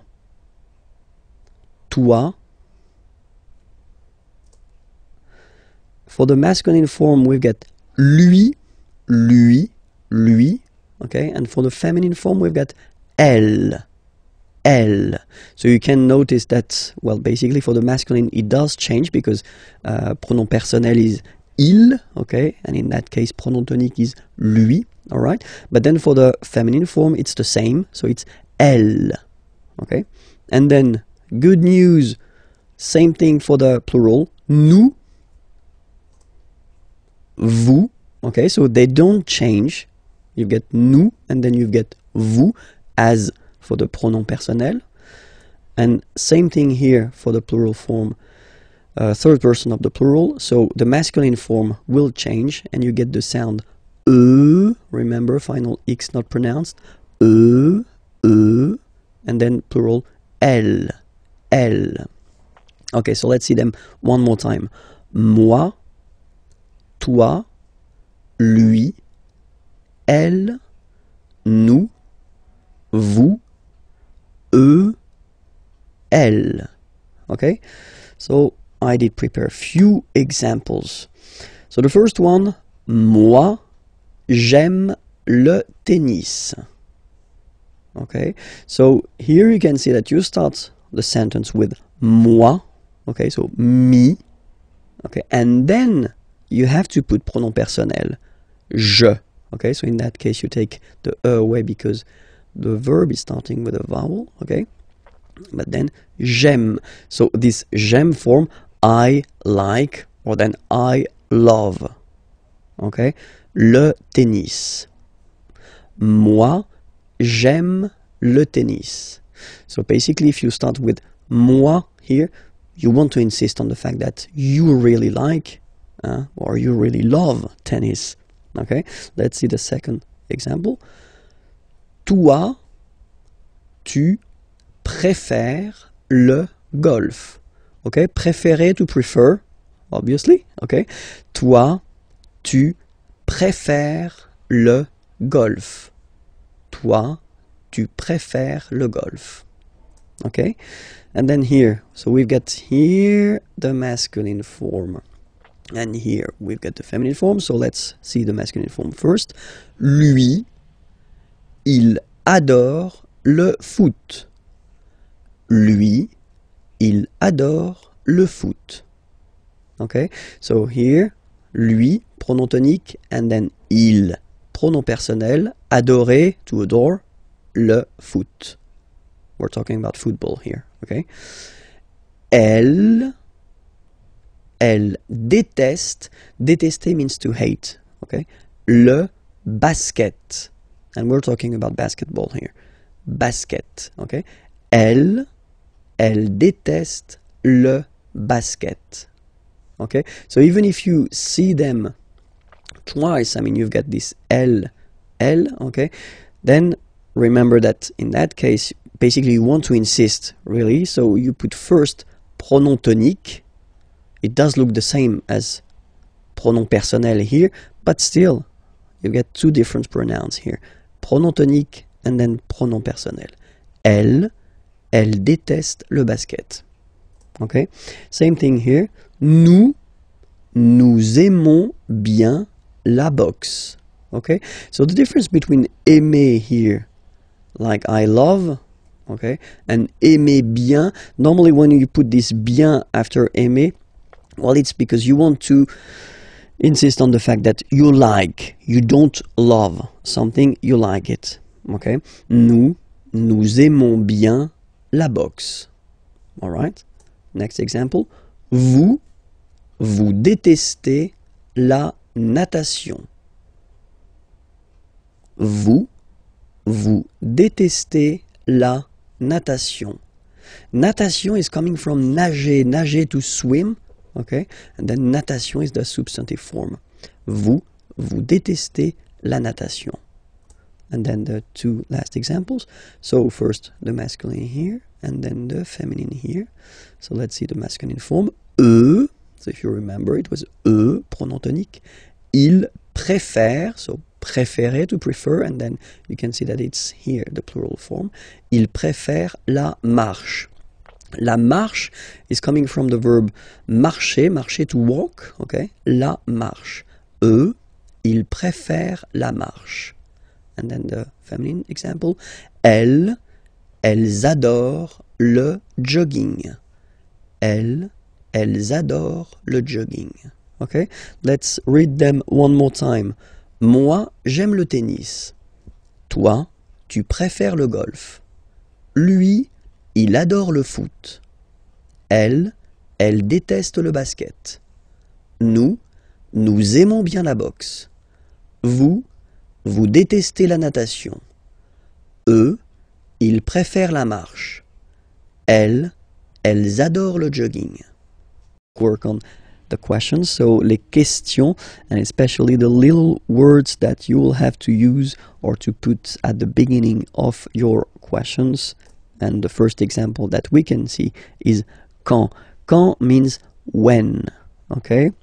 So let's see two examples. So if you start a question with quand, like in the first example here, quand arrivez-vous, okay? Arriver is to arrive, okay? So vous, second person of the plural. You can use that for a group of person, or then you can use that for one person, and that's the polite way to use. Quand arrivez-vous? And now you can see that we've been changing the order. So normally, of course, the subject is before the verb, okay? But then the correct way to make a question, if you start with this quand, is to change the order. So first you put the verb, then you put this pronom personnel. Okay? Quand arrivez-vous? Alright? And then the rule is like in French, you get to raise a little bit your voice at the end of a question. Quand arrivez-vous? Quand arrivez-vous? Okay? You can make this little link between the two. Quand arrivez-vous? Quand arrivez-vous? All right. And then, well, when we talk, then we normally have this option to drop this rule. So not to use this rule, so just to put the verb and then the subject after. And we tend to add this est-ce que form here, est-ce que, okay? So, and you'll get this question. So, quand est-ce que vous arrivez? It is exactly the same question, okay? It is quite long if you compare it to the first one. It is more spoken, okay? It is less formal, and that's normally what you'll hear if you talk with French people. Quand est-ce que vous arrivez? Quand est-ce que vous arrivez? Okay, and then here you see that because you've been using this est-ce que form, then you keep the normal order. So first the subject, vous, and then the verb. Okay? Quand est-ce que vous arrivez? Alright, and then don't be afraid to raise your voice a little bit at the end. Quand est-ce que vous arrivez? Quand est-ce que vous arrivez? You see? So it's not really the opera. You don't need to go really high, you know, but it's just a little bit. Quand est-ce que vous arrivez? That's it. And the next one is où. Où means where. Where. Okay, so quand, when, remember? Où, where. Two examples. Same rule, okay, so the formal or the classic way if you want to ask a question with où would be to change the order. So first the verb, then the subject here. Où habitez-vous? Où habitez-vous? Where do you live? Habiter is to live. So you live like if you're talking about the place where you are living, okay? Où habitez-vous? Où habitez-vous? And then same possibility, you just add this est-ce que, and then you keep the normal order of the sentence, so subject and verb. Où est-ce que vous habitez? Où est-ce que vous habitez? All right. Next. Pourquoi? Pourquoi is very useful because it's why. Okay, so remember, quand, when, où, where, pourquoi, why. Same thing here, okay, pourquoi, you should change the order. Okay, so first the verb and then the subject. That's the correct or formal or classic way of asking a question. Pourquoi venez-vous? Venir is to come. So why do you come? Pourquoi venez-vous? Pourquoi venez-vous? All right. Same rule here. If you want to add this est-ce que, then you just keep the classic order like subject and verb. Pourquoi est-ce que vous venez? Pourquoi est-ce que vous venez? Okay. And then comment is how. How. Comment venez-vous? How do you come? Comment venez-vous? Comment venez-vous? Comment est-ce que vous venez? Comment est-ce que vous venez? And then the last one. Combien? How much? How many? So in French we use this combien, how much or how many. Combien de sucre? Sucre means sugar. And then voulez-vous? Okay, vouloir, to want. Okay, so how many sugar do you want? Combien de sucre voulez-vous? Combien de sucre voulez-vous? Combien de sucre voulez-vous? And then same thing here, just add this est que. Combien de sucre est-ce que vous voulez? Combien de sucre est-ce que vous voulez? Alright. Discover together le verbe faire, so the verb to do. Okay, so faire is really useful because we tend to use it quite much in French. Okay, so it's, well, usually quite important to discover this verb at the right beginning. So le verbe faire. Je fais. Je fais. Remember, final S not pronounced. Je fais. Tu fais. Same rule here, final S not pronounced. Tu fais. Il, masculin, and then elle, féminin, fait. Final T not pronounced. Il, elle, fait. So if we take 1 second, actually you can see that here, here, and here, you get the same phonetical form, so the same form that you will pronounce. Okay, so you get je fais, tu fais, il fait, and then elle fait. It's the same. Okay? Then nous. So it's quite strange because French people tend to pronounce faisons. Okay? So like here, this AE is not pronounced like normally we should pronounce it like E, but then like E. Okay? Nous faisons. Nous faisons. Okay? And then this one is a bit tricky, so you will have to remember that. And it's quite funny because many French people tend to make the mistake and tend to say vous faisiez, okay? But then no. It's vous faites. Vous faites. Okay? So remember, final S here is not pronounced, and then this is not pronounced either. So faites, faites. Vous faites. And ils, plural, font, final T not pronounced, font, font, elles font. Okay, so I will repeat the whole thing one more time. Je fais, tu fais, il fait, elle fait, nous faisons, vous faites, ils font, elles font. We'll discover la forme négative. So if you want to say that you are not blah blah blah doing something, or so the negative form in French. And so the negative form in French is composed of 2 elements. The first one is ne, and then you get your verb, and right after your verb you will have to put this pas. Okay, so first ne, then the verb, and after that, pas. Okay, we write it PAS, okay, but as usual, final S is not pronounced, so it's pas. Okay, remember one thing, in some cases, we will have verbs starting whether with a vowel or then with H, plus a vowel, and in French, H is not pronounced, okay, so for these verbs, will have to disappear, and it will be written like that. N. Okay, then will come the verb, and after that, doesn't change, it will be pas. Alright, so let's see a few examples now. So for ne pas,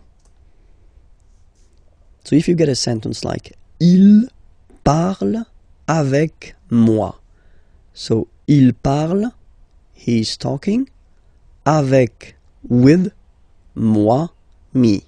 Okay, remember this moi, we introduced that in this unit, and it was a pronom tonique. Okay, il parle avec moi.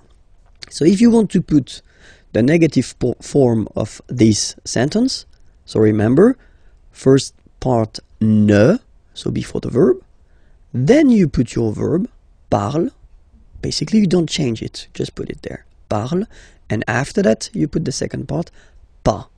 Okay, then you get the sentence, il ne parle pas avec moi. And that's it. You've got your negative sentence here. Okay, let's see now how it will go with N apostrophe pas. Okay, so nous allons en France. Okay, so in that case, if you look, you've got the verb aller. Aller means to go. Okay, nous allons, we are going. Okay, en France, to France. Here, first letter is A. Okay, remember the rule. If it's not with a vowel, like here it is the case, you will have to drop and take away this E form. So that's the reason why we've got this N apostrophe like that. N'allons. Nous n'allons. And then you don't really need to think. You just put this pas after the verb, en France. Nous n'allons pas en France. Nous n'allons pas en France. And that's it. Okay, second example here, it's with the verb habiter. Habiter is to live. You know, when you introduce the place where you live. Okay, and then here I took this example or this verb just because, of course, it's starting with ash, but as I said, you don't pronounce it. So the first sound you hear here is the vowel, and that's enough just to drop and to take away this e. So you will basically make it like in this example. You will put this N apostrophe. Elle n'habite pas dans cette maison. So elle habite, she lives or she is living, in this house. Elle habite dans cette maison, and then negative form. Elle n'habite pas dans cette maison. This lesson will work on les adjectifs démonstratifs. So les adjectifs démonstratifs, in English it would be this or these, okay? But then as usual in French, we've got the difference between the masculine, the feminine, and the plural, okay? So we'll see that. So for the masculine form, it will be ce, and then it will be cette, okay? So as usual in French, remember, it can be tricky if a letter, an adjective like that, for instance, is ending, or it could be an article, is ending with a, okay? Just because for some words starting with a vowel or with ash plus a vowel, then we will have to modify it, okay? And that's the reason why here we've got set, okay? But then it's still the masculine form, ce, cette. For the feminine, it will be set, so only one, set. And then for the plural form, it will be c'est. Okay, so let's see that again. Ce, or then set, féminin set. So you can notice that phonetically these two are pronounced the same way. Okay, set here and then set here. And for the plural, c'est. Really open this c'est. Okay, so let's see a few examples now.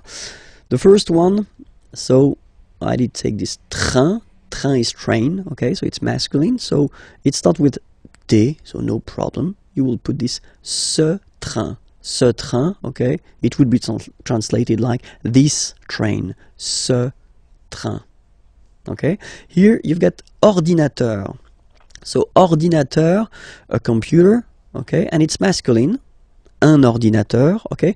But if you look carefully, it starts with O, okay, so vowel, and then you will have to take this set form, so the masculine form, but the one that we'll use with the words that start with vowels, or then H plus voyelle, okay.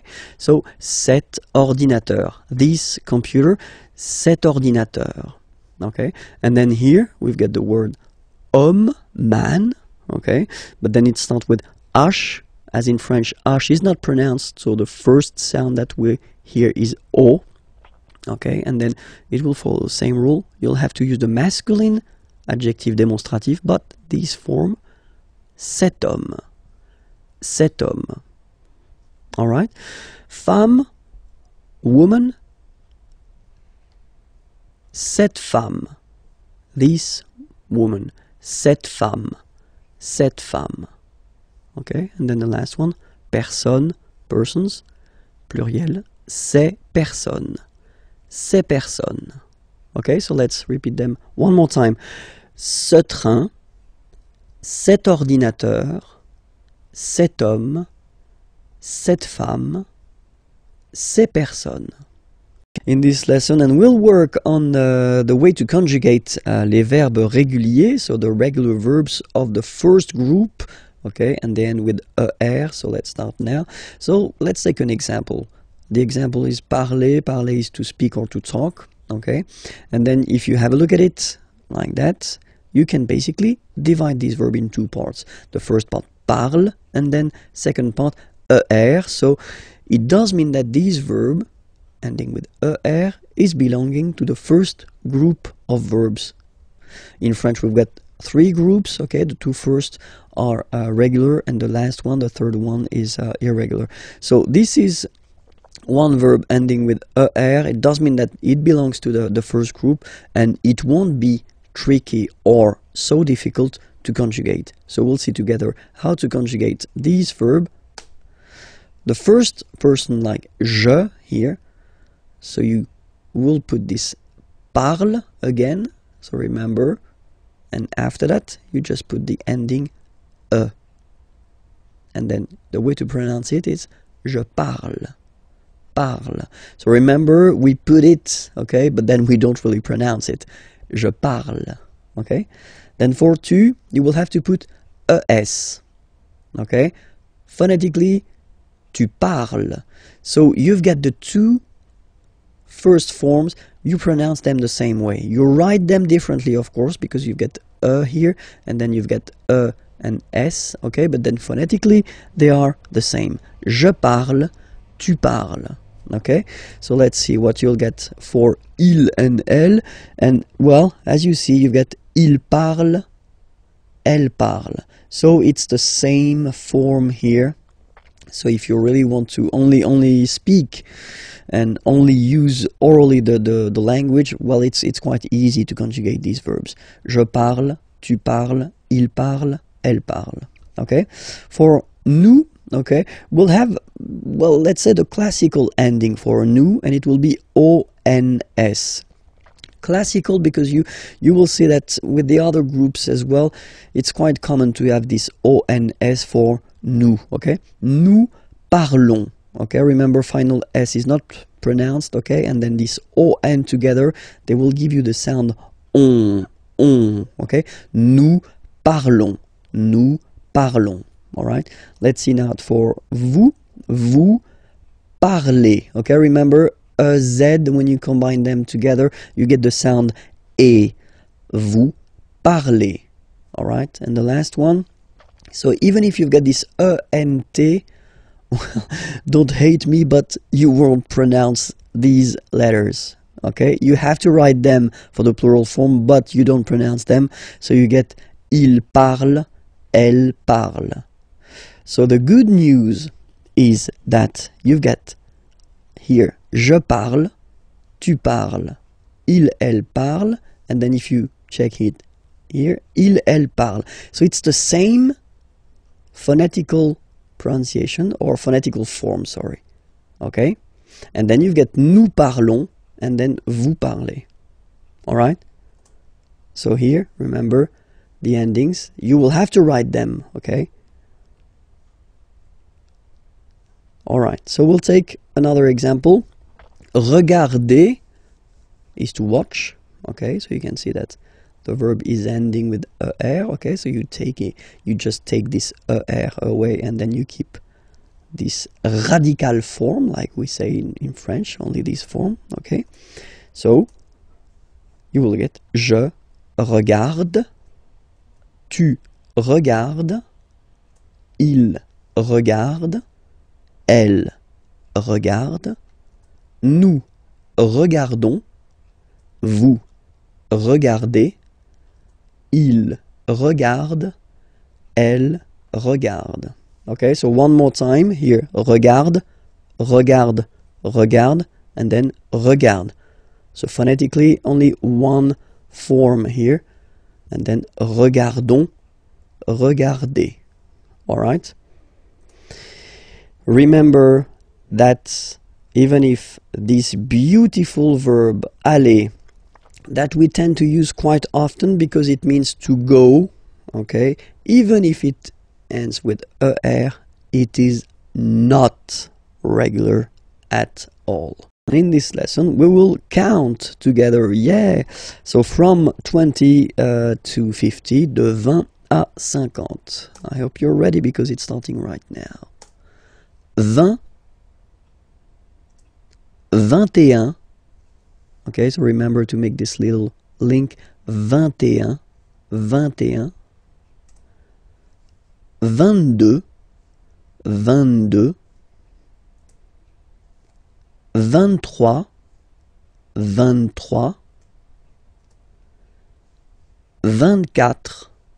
24, 25, 25, 26, 26, so remember it's ending with X, but then we pronounce it S, 26, 27, remember set, it was this P disappear, you don't pronounce it, 27, 28, so here you make the liaison, 28, 28, 29, 29, 29, then here remember this en, 30, 30, 30, okay, don't insist on the it doesn't exist here, 30, 31, 31, 31,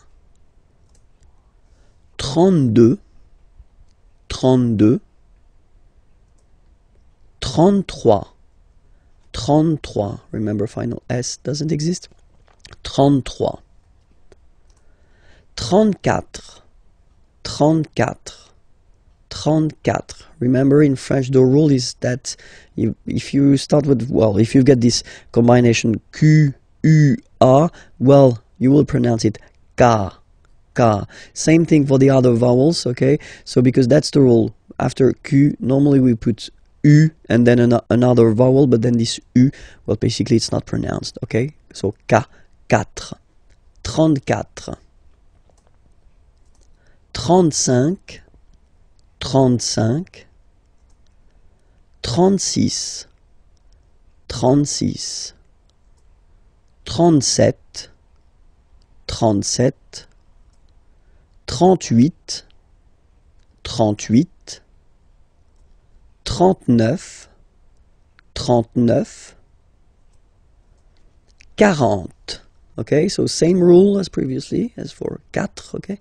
K, 40, 40, okay? 41, 41, 42, 42, 43,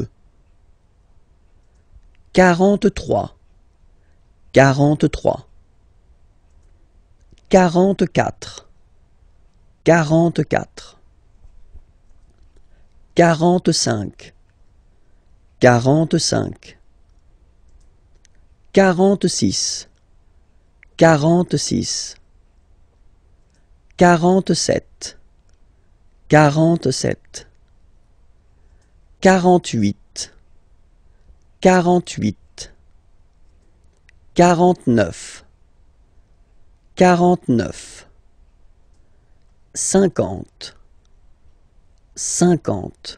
Same thing here, okay, remember that you get this QU, but then you don't pronounce the U, and then you get the nasal, un, and then en, 50, 50, okay? We'll discover together le verbe venir. Venir means to come, okay, to come, so it's quite useful, and then you will have to use it quite often in French. So let's see how you conjugate this verb at the present form, okay, because this verb is not regular, just wanted to tell you first, okay? So the first form is je viens, je viens, okay? Remember this I, viens, viens, and then this nasal, final S not pronounced. Je viens. Tu viens. So it's the same form, okay? Tu viens. Il, elle, vient. Final T not pronounced. Il vient, elle vient. So if we take 1 second just to have a look at the je, tu, il, elle forms, they are phonetically the same. Vient, vient, vient. Okay? You write the S, S, T, but then you pronounce these forms the same way. Okay? For nous, it will be different because nous is here. Nous venons. Okay? O-N-S, classical ending for nous. Okay? Final S not pronounced. So O-N, on, venons, venons. Nous venons. Nous venons. Okay? And then vous venez. Remember a Z combined like that? Et venez. Venez. Vous venez. Okay? And then the last form. So remember here, it's quite interesting because we've got this E vowel here, and then we've got a double N after.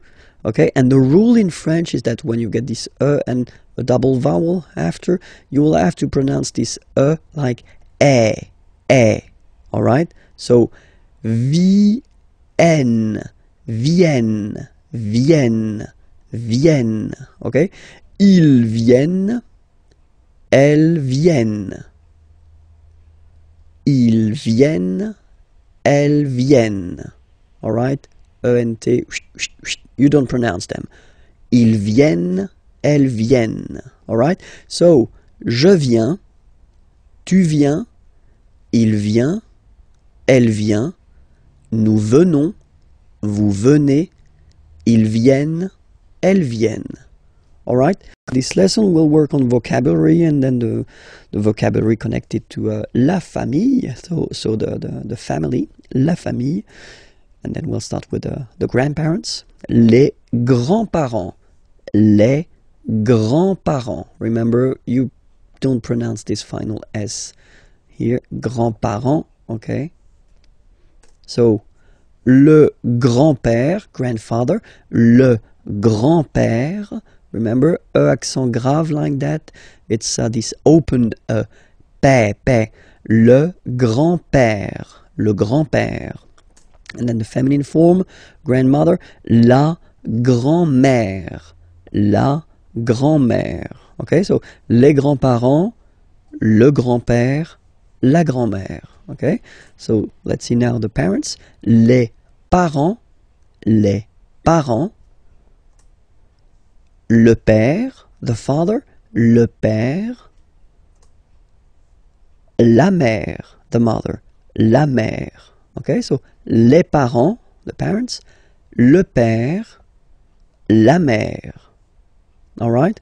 So till now, I think that it's not really difficult to remember. Okay? Let's see now.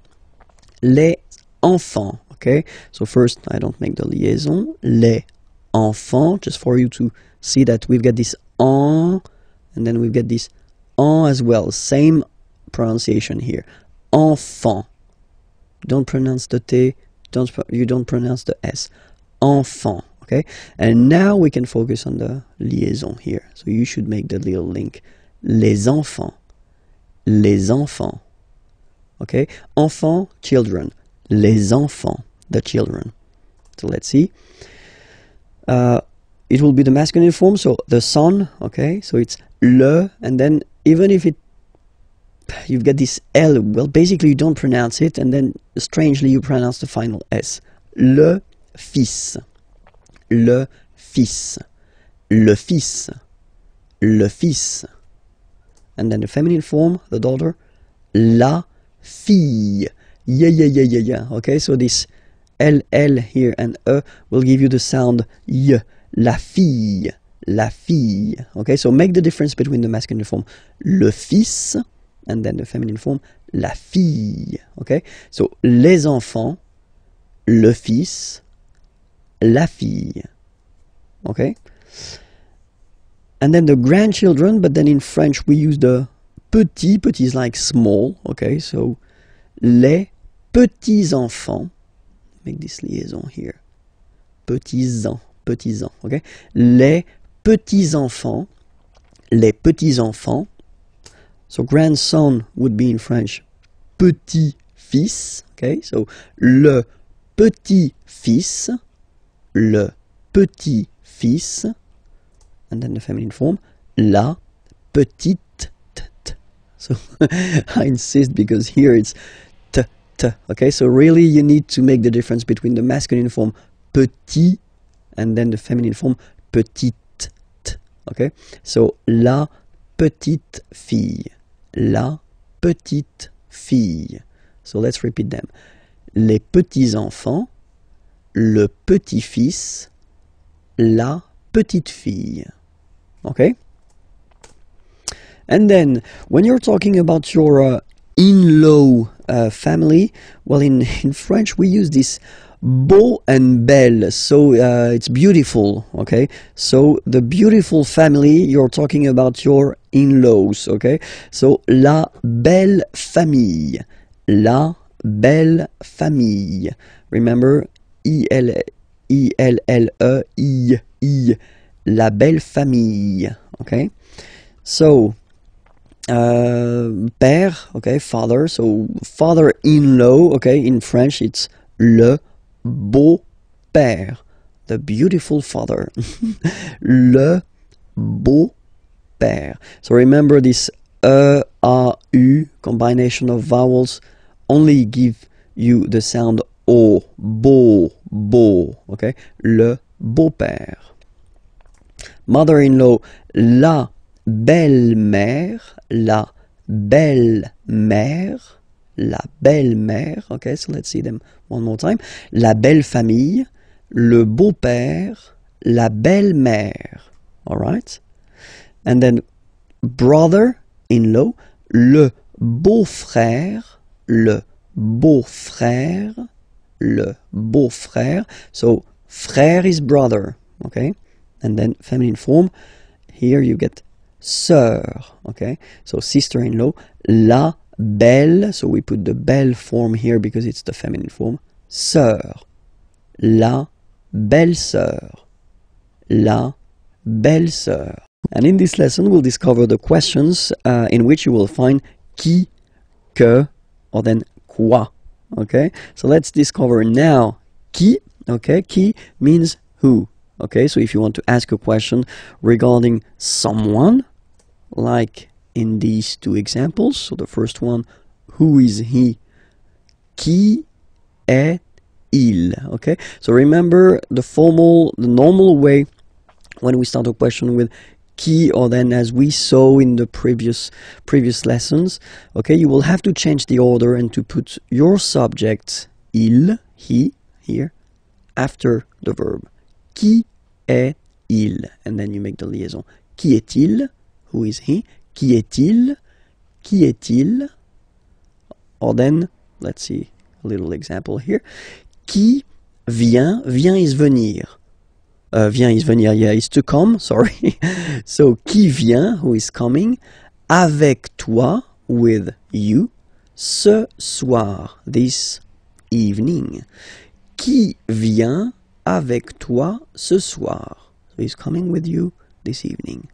Qui vient avec toi ce soir? Okay? If you pronounce them normally, remember that you will have to raise your voice a little bit at the end of the question. So let's pronounce them the normal way. Qui est-il? Qui vient avec toi ce soir? Qui vient avec toi ce soir? Okay? Second one is que. So qui, who, que, what? What, okay? And then we'll see two examples here. Que fais-tu? Okay? Fais is coming from faire. Faire means to do, okay? Que fais-tu? So what are you doing? What do you do? Okay? Que fais-tu? Same thing here, remember, que. So you start a question with que, then you get to change the order. You get to put the subject after the verb, okay? Que fais-tu? And it's a question. Que fais-tu? Que fais-tu? okay? And here, que veux-tu? So veux is coming from vouloir, vouloir to want. Que veux-tu? What do you want? Okay, que veux-tu? Regarder, regarder is to watch. À la télévision, well, at the television. Que veux-tu regarder à la télévision? So let's read it normally now. Que veux-tu regarder à la télévision? Que veux-tu regarder à la télévision? Okay, so you can hear that I've been raising a little bit my voice at the end. And then the other option is quoi. So quoi means what as well. So you will tell me, oh, you get two what here, you get que and quoi. Yeah, for a good reason. Look at that. Well, tu fais quoi? So I've been just taking the same question as we had here. This que fais-tu? What do you do? What are you doing? Okay, but then if you're using this quoi, then it does mean that you don't start the question with it. You just put it here, for example, at the end. Okay? Tu fais quoi? It is exactly the same meaning as this question. Okay? But then you can see that you just keep the normal order of the sentence, subject, verb. Okay? In that case, you definitely need to raise your voice at the end. Okay? Tu fais quoi? Tu fais quoi? And then I took the same example as we had here. Okay? Tu veux regarder quoi à la télévision? Okay? So let's raise the voice at the end to make it clear that it's a question. Tu veux regarder quoi à la télévision? Tu veux regarder quoi à la télévision? Okay, so let's repeat. Qui, who, qui est-il? Qui vient avec toi ce soir? Que, what? But you start the question with it. Que fais-tu? Que veux-tu regarder à la télévision? And then quoi? You don't start the question and it means what? Tu fais quoi? Tu veux regarder quoi à la télévision? In this lesson, we'll just focus on the short thing but quite useful, les présentations. Okay, so the first thing, when you meet someone and you want to know the name of this person, well, that's the common question or the normal question that you will have to use. Comment, so how, vous appelez-vous? Okay, we've been seeing in Unit 1, if my memory is correct, the verb s'appeler, so to call oneself. Okay, when you introduce yourself, you use this s'appeler verb. Okay, so that's the reason why it will look this way. Comment vous appelez-vous? Okay, so comment vous appelez-vous? So what's your name? How are you calling yourself? If you want a direct translation, but it sounds a bit strange in English, but then that's the question. Comment vous appelez-vous? All right. The other possibility that we've got is to keep the normal order. So vous vous appelez, and then we put this comment thing at the end of the question. Okay, so in that case, remember to raise your voice at the end. Vous vous appelez comment? Vous vous appelez comment? Okay, so it is exactly the same question. Okay, it is a bit less formal, this second option. Okay, because the first one is the classic option that we've got. We start with how, and then we change the order. We put the subject after the verb, okay? But then it is, completely correct to ask a question like that. Vous vous appelez comment, okay? And then the other possibility would be, quel est votre nom? What is your, votre nom, name? What is your name? Quel est votre nom? Quel est votre nom? Raise a little bit. Quel est votre nom? Okay, so let's see them one more time. Comment vous appelez-vous? Vous vous appelez comment? Quel est votre nom? All right. In the first example, we've been using this vous form, so the polite form that normally we should use when we meet a person for the first time, okay? But then let's be frank, that if you're young and if you're meeting other young persons, then you can use this tu form, so the less formal way, okay? So the question will look like that. Comment tu t'appelles? comment tu t'appelles? Okay, or then same option that we've got. Tu t'appelles comment? So you put this comment at the end. Okay, don't forget to raise your voice because it's a beautiful question here. Tu t'appelles comment? Tu t'appelles comment? And then, quel est ton nom? What is your name? Quel est ton nom? Or other options. So I've been putting this option for this tu, okay, you, the less formal one, and not for the vous, because it is quite spoken this way. C'est quoi ton nom? Well, if you want to translate it directly, it's what your name, okay? It looks really, or it sounds really strange in English, but still it's possible in French. It is not formal at all, of course, okay? So don't use that if it's quite important or if the situation is quite formal, okay? C'est quoi ton nom? C'est quoi ton nom? Okay, and then if you want to, well, present yourself, then remember we're using this appeler, s'appeler, okay, to call oneself, okay. Je m'appelle Vincent Lefrançois. Je m'appelle Vincent Lefrançois. Okay, I call myself Vincent Lefrançois, all right? But then that's the way we use to present ourselves. Okay. Other option would be to use, not to use this s'appeler to call oneself, but to use to be, which is totally possible. Je suis Vincent Lefrançois. Je suis Vincent Lefrançois. I am, okay. Je suis Vincent Lefrançois. And then, third option, mon nom, my name, okay. Mon nom is, mon nom est Vincent Lefrançois. Mon nom est Vincent Lefrançois. Okay, so let's see them one more time. Je m'appelle Vincent Lefrançois. Je suis Vincent Lefrançois.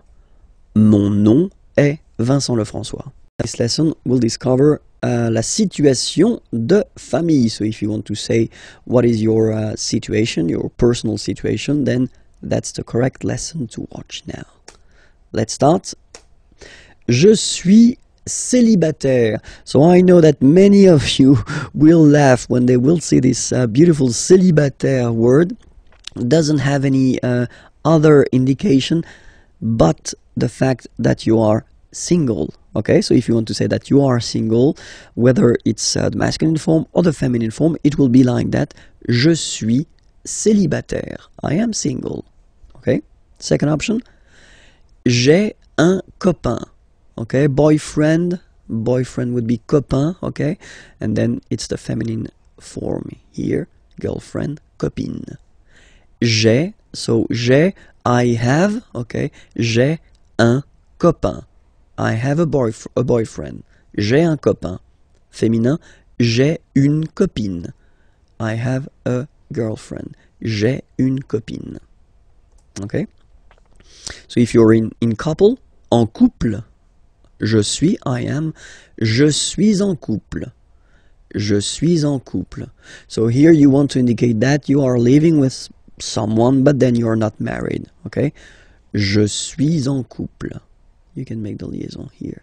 Je suis en couple, okay? And then fiancé, engaged, all right? And then here you've got the masculine form. I've been putting here the feminine form. All right, so you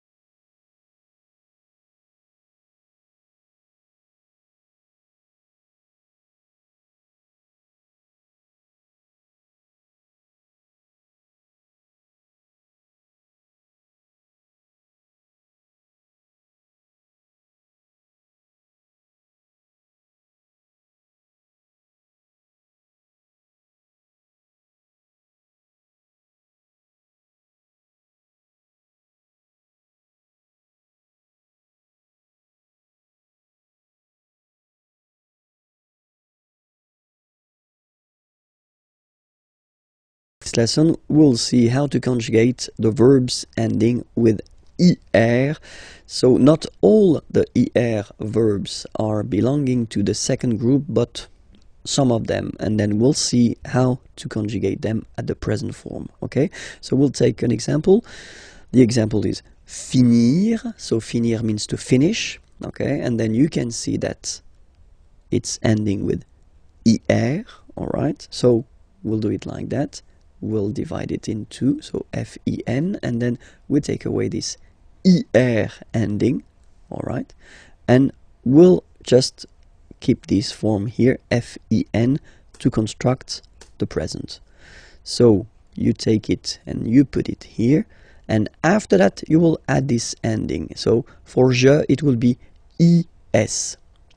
Je finis. Remember, final S is not pronounced. Je finis. Okay? Tu finis. So ES as well, like we had for je. So same way to pronounce it as well. You don't pronounce the final S. Tu finis. Il, elle finit. So IT, final T not pronounced. Il, elle finit. So je finis, tu finis, il finit. Phonetically, it's exactly the same form for these persons. Okay, so it's quite good if you want only to talk and not to write. So just focus on this fini form. You know that it's for je, tu, and il, elle. Okay, but then for nous, so have a look. Nous finissons. Okay, ISSONS. Ils sont. Nous finissons. Finissons. Okay, final S not pronounced. Nous finissons. Vous finissez. Vous finissez.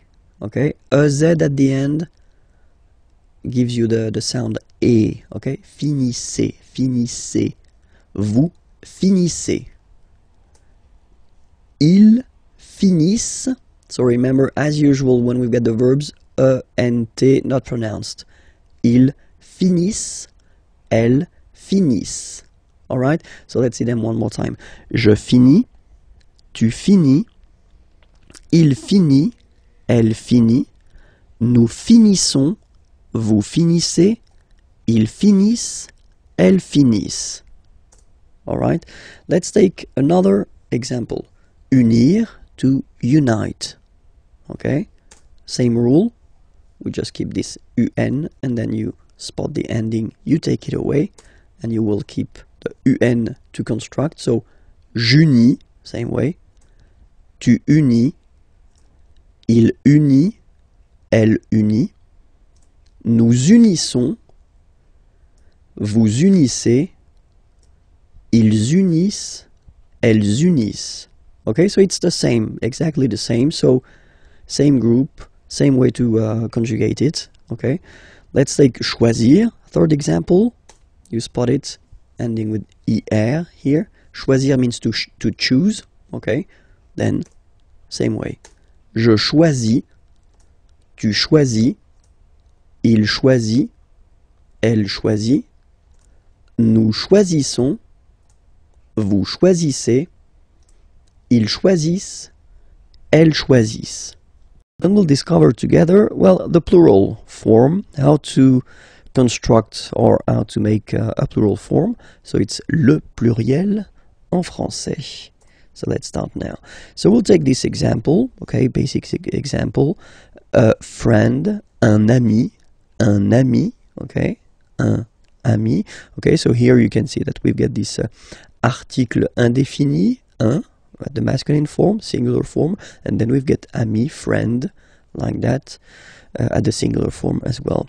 So if we want to construct the plural form, well, obviously the article will change. Okay, we saw previously that the plural article was des in that case, and then we keep the same word, so ami, and the rule goes like that. You get to add at the end of the word s. Okay, in that case, and as in most of the cases, you won't pronounce it, but you will have to put it. Okay, and so you've got des ami, okay? And if you make the liaison, so the link between the two, you will get des amis, okay? Des amis. So ami, remember, doesn't change. Even if you get to write the S, then you don't pronounce it, okay? And now, let's see a few examples. So this one, une femme, okay? So if we think about the rule that we saw previously, then une is changing and then the article become des, okay?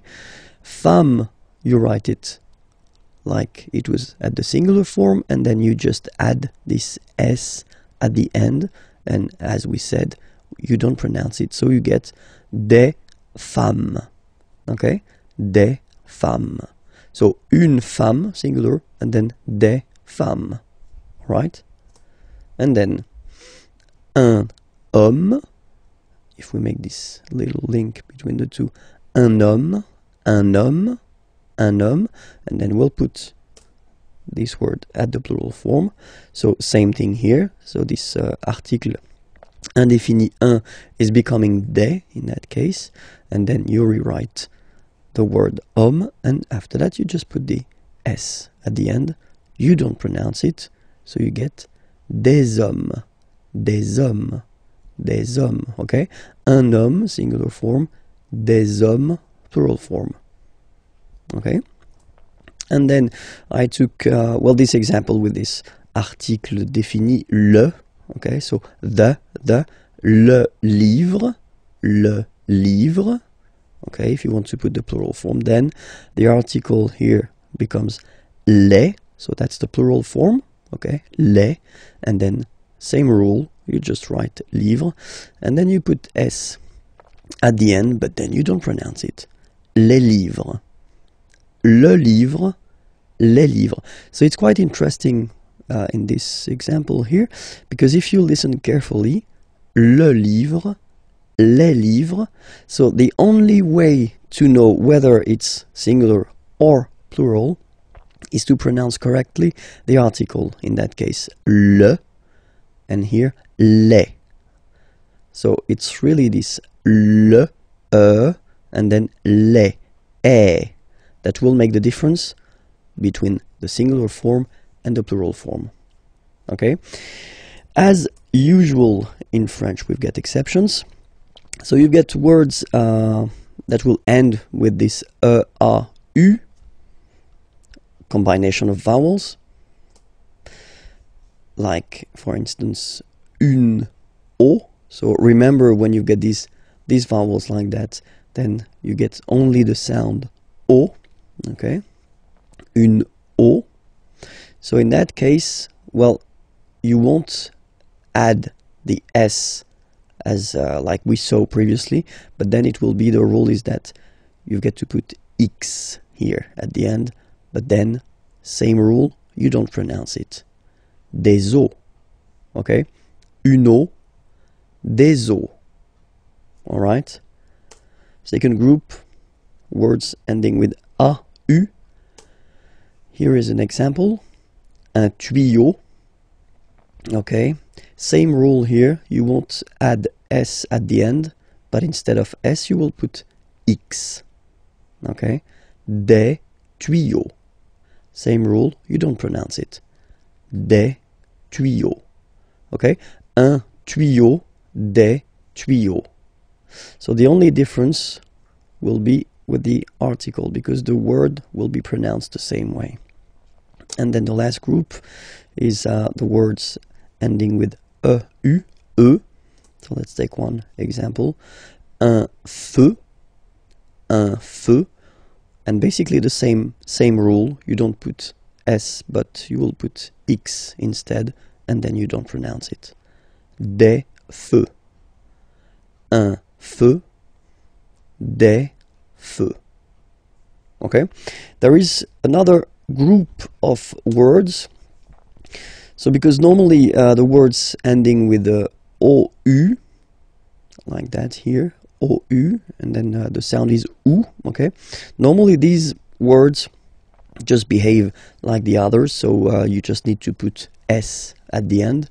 But of course, as usual in French, we've got few exceptions. So I've been listing all the exceptions of the ou ending, words that will, well, like we saw previously, not take s but then take x at the end, okay?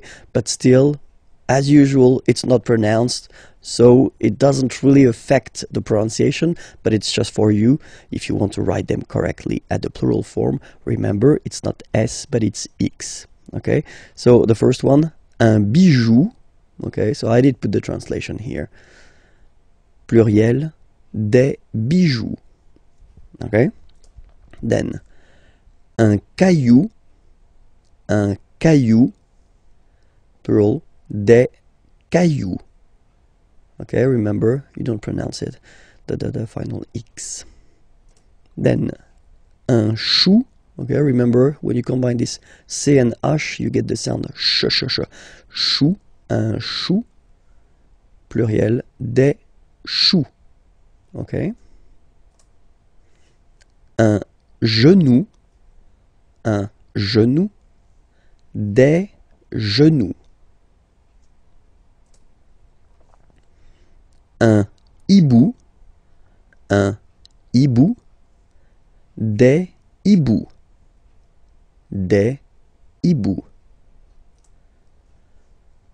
un joujou, des joujoux,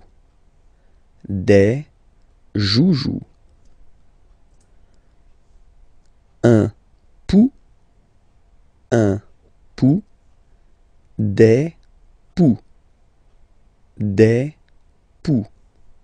Okay, so the good thing, if you remember carefully what I've been introducing so far, is that the main group of words are actually you only need to add s at the end, and then basically you don't pronounce the s. Or then the exceptions, you will, like these ones here, you will have to add this x at the end, but still you won't pronounce the x, okay? But still, as usual, we've got exceptions. So a few exceptions, not that much, but then these exceptions are really, really strange, because it does mean that the pronunciation will change. Okay, so we'll take this one, un bœuf, and then at the plural, well, you just write it like we saw previously, so you just add this s, but then pronunciation changes quite much, because you get des bœufs, alright, un bœuf, des bœufs, alright. Then, un œuf, des œufs. Okay, and we'll make the liaison here to make it sound more beautiful. Des œufs, alright? Un œuf, des œufs. And then the last one, this is probably the most strange one. Un œil, des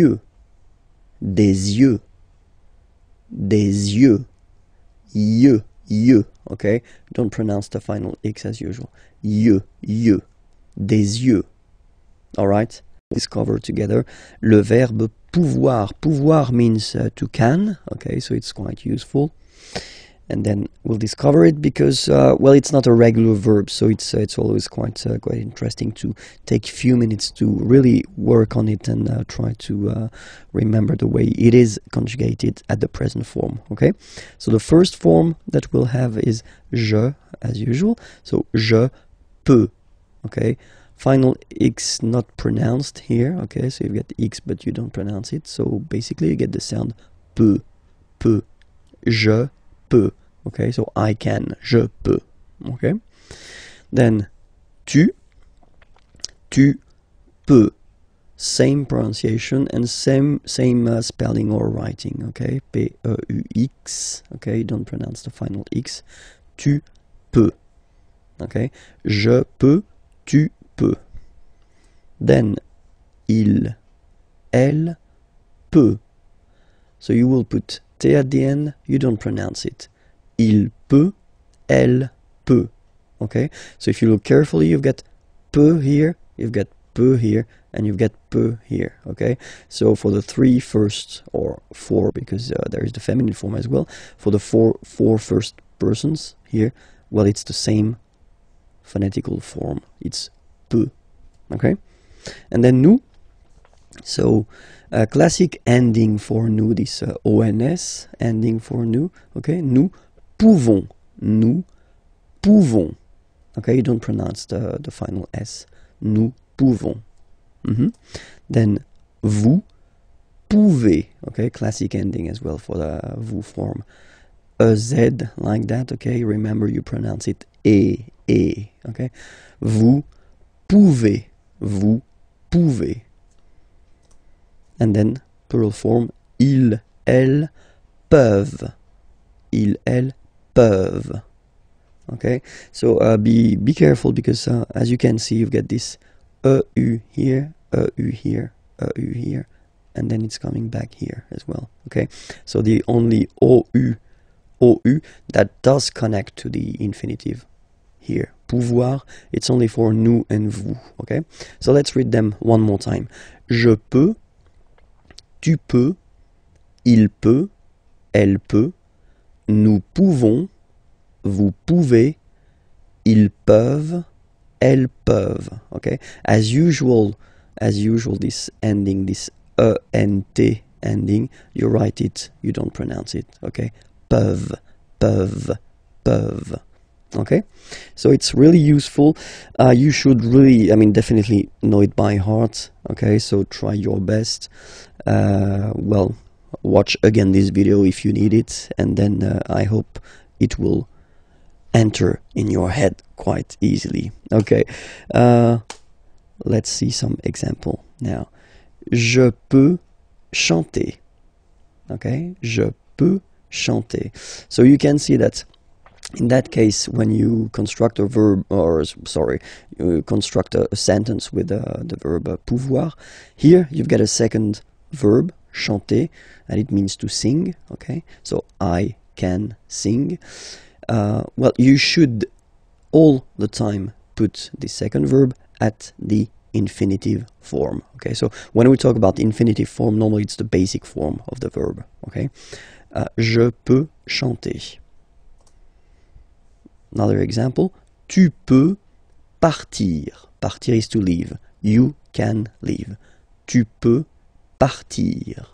All right, same thing here. Okay, second verb, well, basically coming right after, of course, and then at the infinitive form. All right, elle peut dessiner. Dessiner is to draw. Elle peut dessiner. She can draw. Okay, elle peut dessiner. And in this lesson, we will try to focus on le verbe devoir. Devoir means to must. Okay, so it's quite useful. And especially it's not a regular verb, so it's always good to spend a few minutes on the conjugation at the present of this verb. Okay, so let's start now.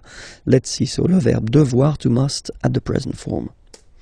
Je dois. Okay, remember final S is not pronounced. Je dois. OE, when you combine the two, you get the sound wa wa wa. Je dois. Okay. Tu dois. Final S not pronounced. Tu dois. Il, elle doit. Final T not pronounced. Il doit. Elle doit. Okay. So if you have a look at these forms, phonetically they are the same forms. Okay. So doit, doit, and then doit. Okay. And then nous is coming. Nous devons. Okay, classic ending ONS for nous. Okay, you just pronounce this on, this nasal. Okay, and then the S, final S is not pronounced. Nous devons. Nous devons. Okay, nous devons. Well, basically we must. Okay, and then vous devez. Remember, classic ending for vous here, a Z, but then you pronounce this combination of two letters, et, devez, devez, vous devez. All right, and then the last one, ils doivent. So same thing, classic ending for the plural form, ent here, okay, but then you don't pronounce it. Doivent, doivent, elles doivent, ils doivent, elles doivent. Okay, so let's repeat them one more time. Je dois, tu dois, il doit, elle doit, nous devons, vous devez, ils doivent, elles doivent. All right, so let's see a few examples now. The first one, je dois étudier. Étudier is to study, okay? So it's a verb, and then the rule in French goes like that. If you've got to put two verbs in a sentence, like here, the second one must be at the infinitive form. So when we talk about the infinitive, it's the basic form of the verb, okay? So étudier, study. Je dois étudier. I must study. Je dois étudier. Okay? Then, il doit choisir. Okay? Same thing here. Choisir means to choose. Okay? And so, I did put here the infinitive form, so the basic form, IR form. Il doit choisir. Okay? He must choose. And the last example, nous devons répondre. Répondre is to answer. Répondre here, okay? Nous devons répondre. We must answer. Nous devons répondre. Okay? We are going to discover together European countries, so les pays européens. Okay? So let's start now with les pays européens. And the first one, la Grèce. La Grèce. Okay, so remember gr, gr. And then this accent grave like that, open. Grèce. Okay, la Grèce. Le Portugal. Le Portugal. L'Espagne. L'Espagne. Okay, don't insist on the final E because basically it's not pronounced. L'Espagne. Gna, gna, gna. L'Espagne. L'Espagne. L'Italie. L'Italie. L'Italie. Okay, so you can see that for these two countries here, as they are starting with a vowel, like here, okay, as we saw in a previous lesson, the article is modified and then it's L apostrophe, like that, okay? Le Luxembourg, okay, final G not pronounced, and then when you combine this M here, you get the sound en. You don't pronounce the M at all, it's this nasal en, okay? Le Luxembourg. Le Luxembourg, okay? La France. La France, okay? A-N here, nasal en. La France. Okay? We continue. Les Pays-Bas. Final S here, not pronounced. Same thing here. Pays, and then bas. Les Pays-Bas. Okay? Then l'Irlande. Remember, this is E and it should be pronounced like E. Irlande. Irlande. Okay, A-N, en, D, and final E, not pronounced. Irlande. Le Royaume-Uni. Le Royaume-Uni.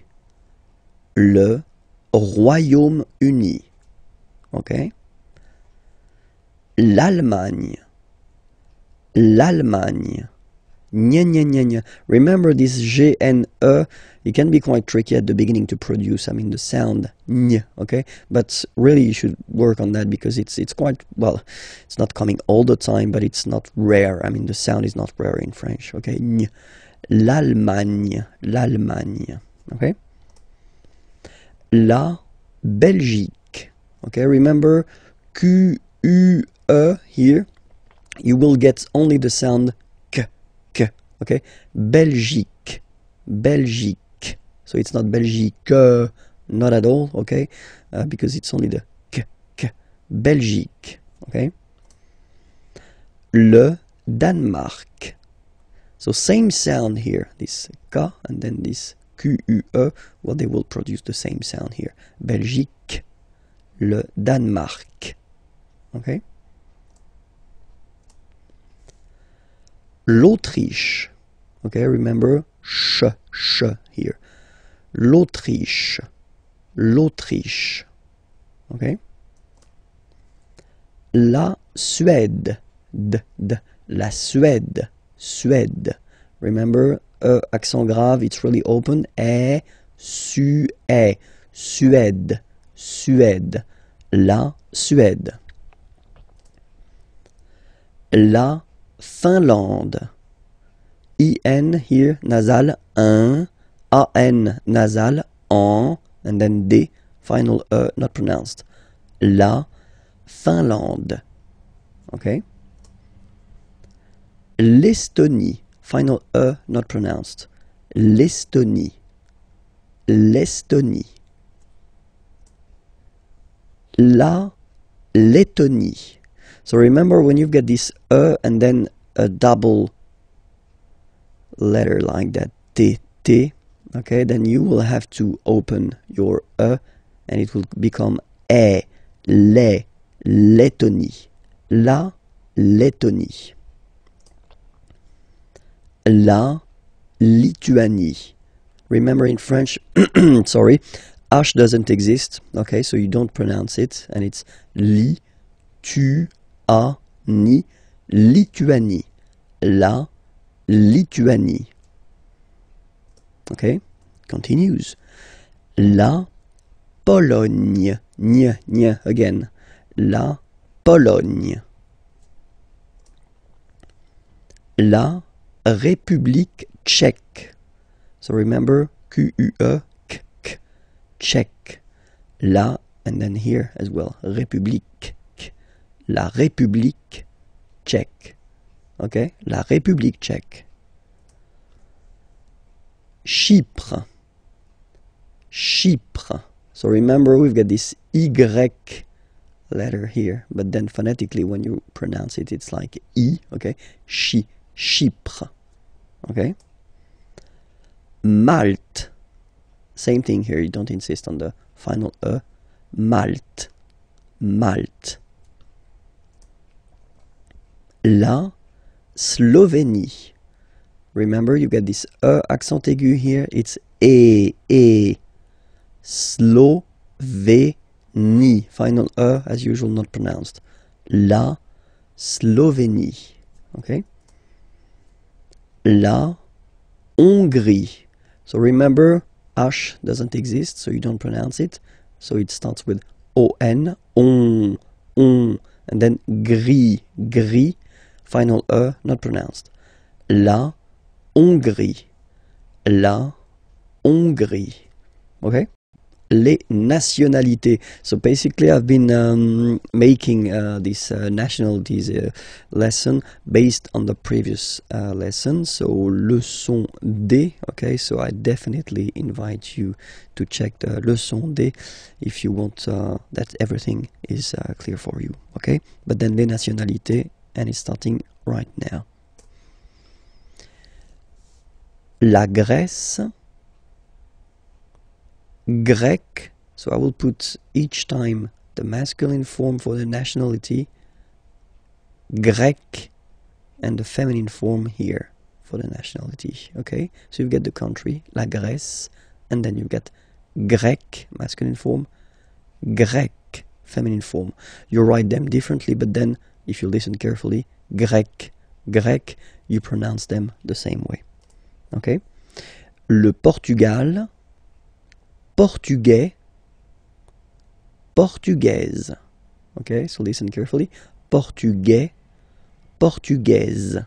The only difference between the two, as usually when we'll have some, nationalities ending with AES, like that, and then the feminine form, es, okay, it will be only in this z sound, the difference between the masculine form and the feminine form, okay? Masculine, portugais, you don't pronounce the S.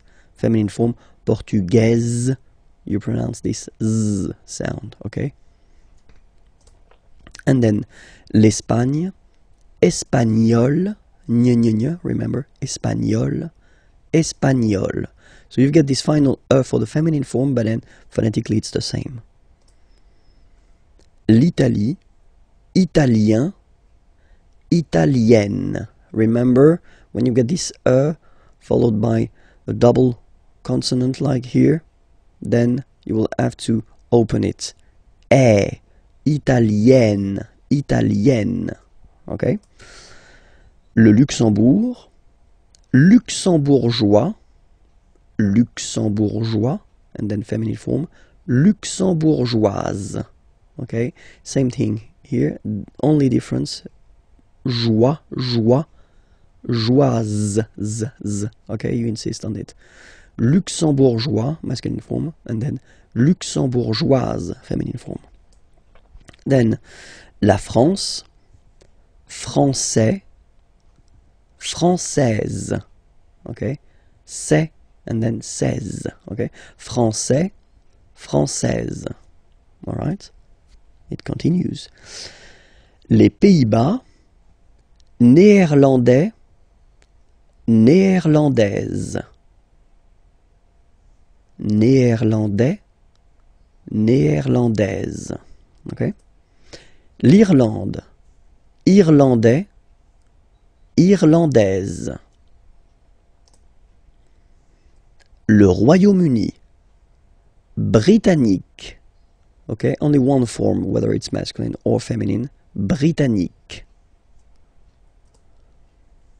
L'Allemagne, allemand, allemande. Okay, same thing here. Okay, you don't pronounce the final D, but then you pronounce it here for the feminine form. Allemande, d.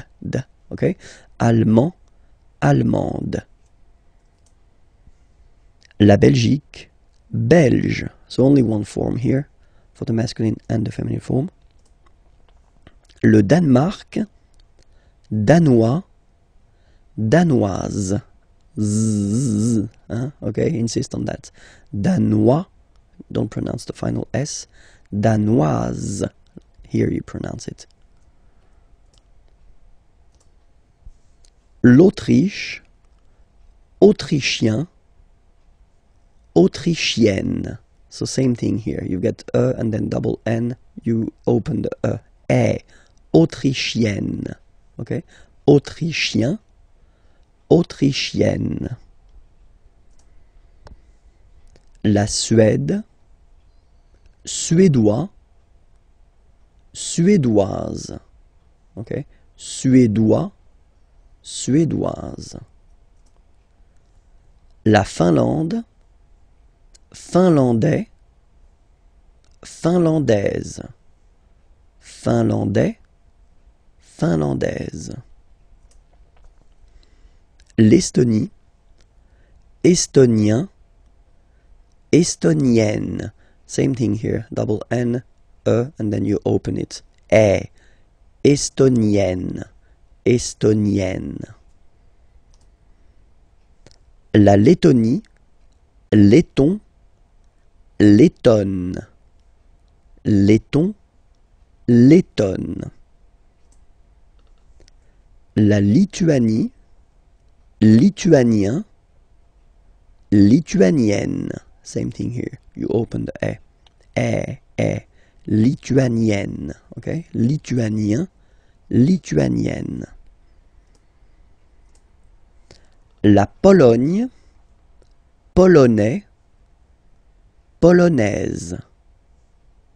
polonais, polonaise. La République tchèque, tchèque. Okay, so here as well, you get only one nationality. So whether for masculine or feminine form, it will be the same. Tchèque. Okay. Chypre, same thing here. Chypriote. Remember this Y is pronounced like I, okay? Chypriote. Chypriote. Okay? Malte, Maltais, Maltaise. So remember, as I said previously, the only difference, as. Maltais, Maltaise. La Slovénie, so only one form here, Slovène, Slovène. Remember, E accent grave, you open it, Slovène. La Hongrie, Hongrois, Hongroise.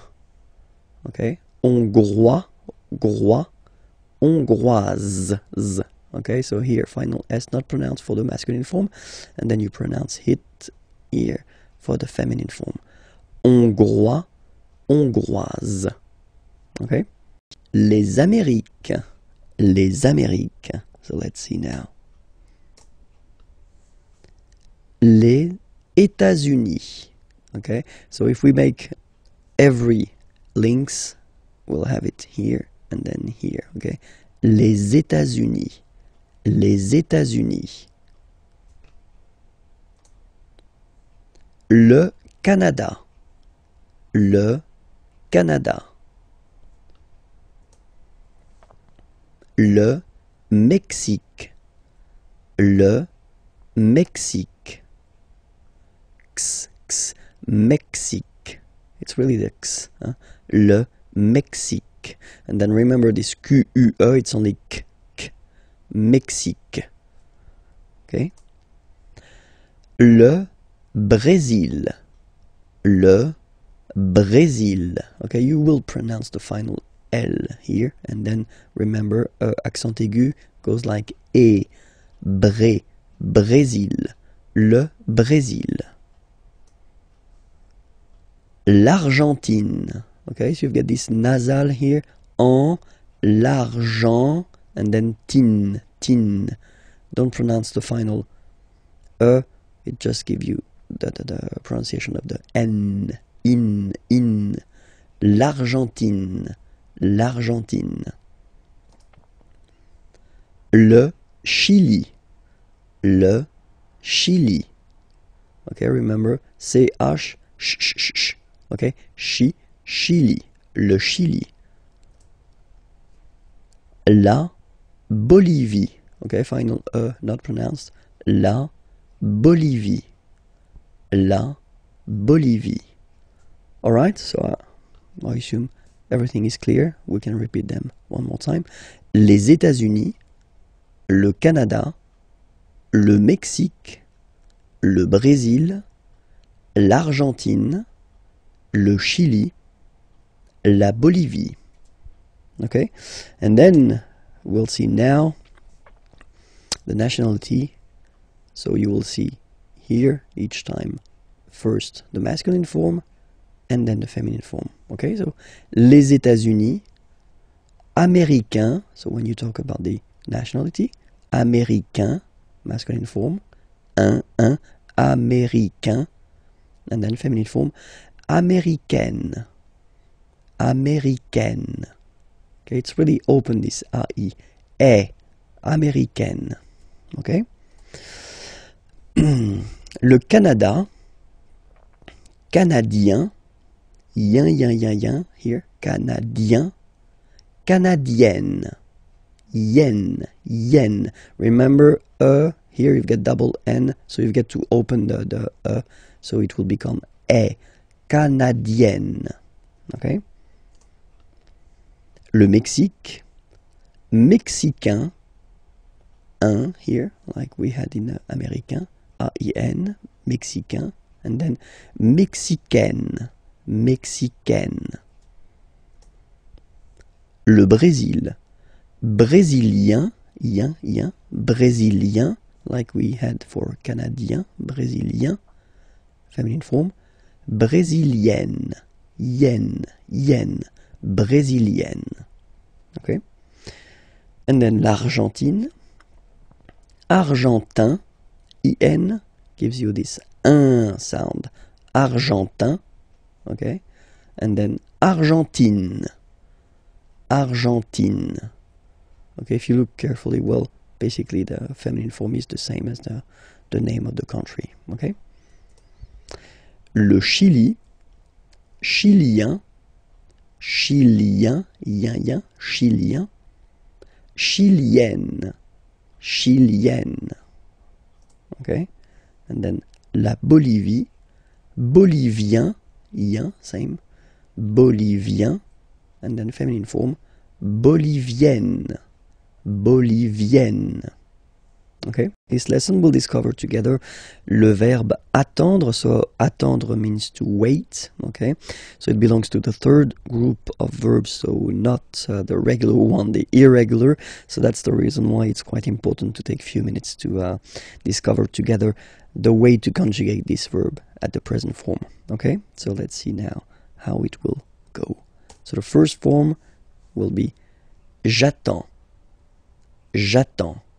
Okay, you get D and S, well, basically you don't pronounce them, okay, and then you get only the sound attends, nasal here, en, j'attends, okay. Second form, tu attends, okay, you can see that, well, it is exactly the same one, so same way to pronounce it, attends, okay. Il attend, elle attend. So the only difference between this one, so this il form and the tu or je form, okay, if you want to write, it's just that if you look carefully, you don't have the final S here, okay, but then basically if you want to only pronounce or only speak, then, well, it's exactly the same way to pronounce these forms, okay, j'attends, tu attends, il attend, elle attend. Okay, but then nous is coming here, all right, and then we've got the classic ending for nous, so O-N-S, okay, you don't pronounce the S, so you get only this on sound, okay, attendons, nous attendons, so we'll make the link between the two, la liaison, nous attendons, nous attendons. Vous form, same thing, classic ending for vous, EZ, okay? When you combine the two, you get the sound et, okay? Vous attendez, attendez, okay? Let's put here the liaison, the link. Vous attendez, vous attendez, okay? And the last one, same thing, classic ending for il, elle at the plural form, ENT, but then you don't pronounce them. Ils attendent, okay, so remember you get to pronounce this, d at the end, okay. Elles attendent, all right. If you make the link, ils attendent, elles attendent, okay. So let's read them. J'attends, tu attends, il attend, elle attend, nous attendons, vous attendez, ils attendent, elles attendent. Okay? So I've been making few sentences just to show you how it works, or the meaning. J'attends le train. So le train, the train, I wait. Okay? I wait for the train, but then j'attends le train. Okay? Tu attends avec moi. So you wait, and then avec means with, moi, me. You wait with me. Tu attends avec moi. Il attend sa femme. Okay, remember, sa, it's the possessive, his in that case, and then femme, wife. Il attend sa femme. Nous attendons tranquillement. Nous attendons tranquillement. So here I wanted to show you how it could work if you put this tranquillement. So tranquillement is quietly, and it's an adverb. Okay, it's ending with ment like that, which is one of the classic ending for the adverbs. We'll have the time to see that a bit later. But then, yeah, quietly is tranquillement. Nous attendons tranquillement. So basically you put this adverb after your verb. Okay? Nous attendons tranquillement. Vous attendez les enfants. Okay, children, les enfants. Vous attendez les enfants. Elles attendent votre réponse. Réponse, answer, and then remember, votre, it's the possessive, your. Elles attendent votre réponse. Okay? So I will read them one more time, and I will read them at my normal speed. Okay? Just for you to get used. Because I've been reading them quite slowly when we were just we were covering them previously. Okay? So, j'attends le train, tu attends avec moi, il attend sa femme, nous attendons tranquillement, vous attendez les enfants, elles attendent votre réponse. Le verbe répondre. Répondre means to answer, so it's quite useful. And then, well, it belongs to the third group of verbs, so we'll see how to conjugate this verb répondre at the present form. So let's see now the first form. Je réponds. Je réponds. Okay, so you can see that D and S here are not pronounced. Je réponds. Okay? Tu réponds. Well, the same form. Okay, exactly the same form, so the same pronunciation. Tu réponds. Il répond. So, final D is not pronounced. You only have this on nasal sound at the end. Répond. Elle répond. Okay? So, je réponds, tu réponds, il répond, elle répond. Okay? So far, only one way to pronounce it. Alright? Then, of course, for nous, we've got the normal and classic ending ONS. Okay? Don't pronounce the final S. You only pronounce this on sound. So you get répondons.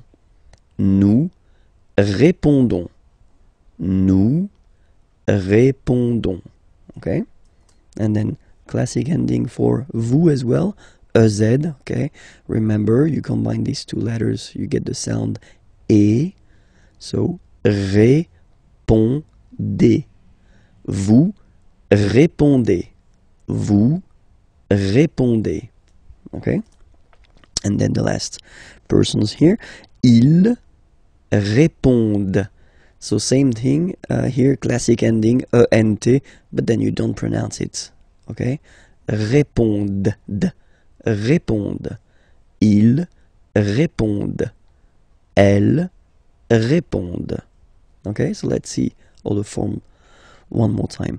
Je réponds, tu réponds, il répond, elle répond, nous répondons, vous répondez, ils répondent, elles répondent. Alright? Hier, yesterday, aujourd'hui, today, demain, tomorrow. Okay? Hier, yesterday, aujourd'hui, today, demain, tomorrow. So let's see now. Hier, so yesterday. Hier matin. Matin is morning. Okay, so yesterday morning will go in French like hier matin. Hier matin. Okay? Après-midi means afternoon. Hier après-midi. Yesterday afternoon. hier après-midi. Hier après-midi. Alright? And then soir, evening. Hier soir. Hier soir. Okay, so let's repeat that. Hier. Hier matin. Hier après-midi. Hier soir. Okay? So now, aujourd'hui. Today. Aujourd'hui. Ce matin. So we put here this this matin, morning, this morning, ce matin. Cet après-midi, this afternoon, cet après-midi, cet après-midi.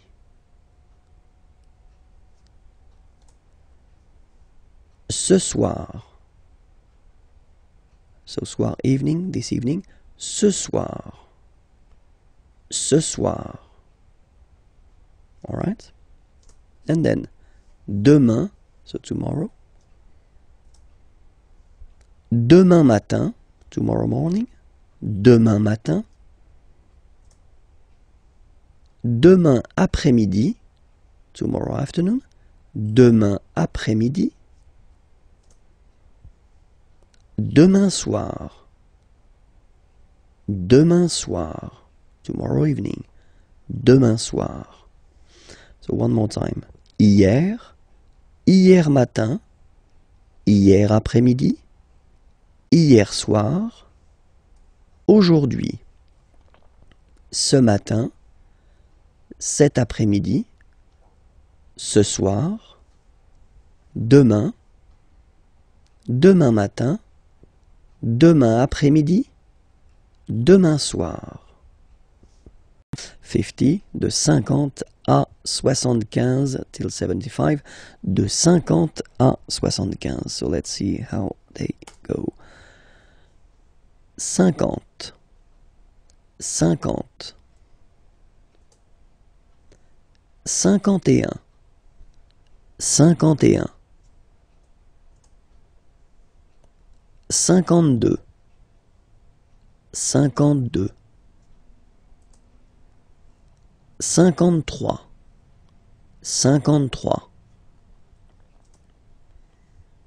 54, 54,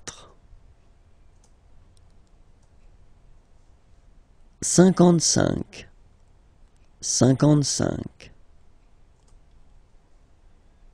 56, 56, 57, 57,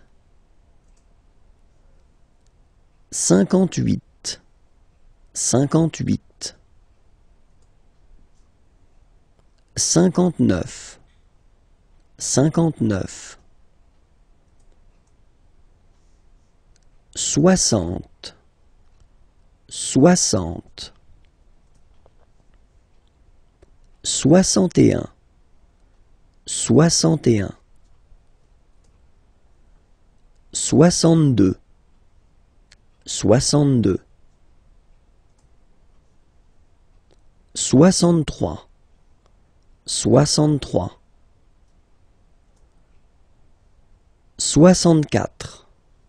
63,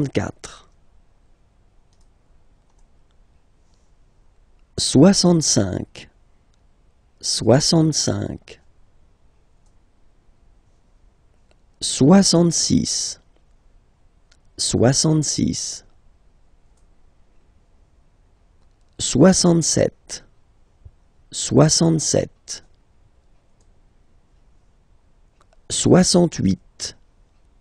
68, 68, 69, 69. And that's normally when my students, when I'm in class with them, start to look at me like they would like to kill me, because now we're getting to the tricky point in French, okay? So have a look here. Now we've got this 70, of course. But then in French, it's a bit more tricky because you take back the 60, 60, and then you will add the 10, 10.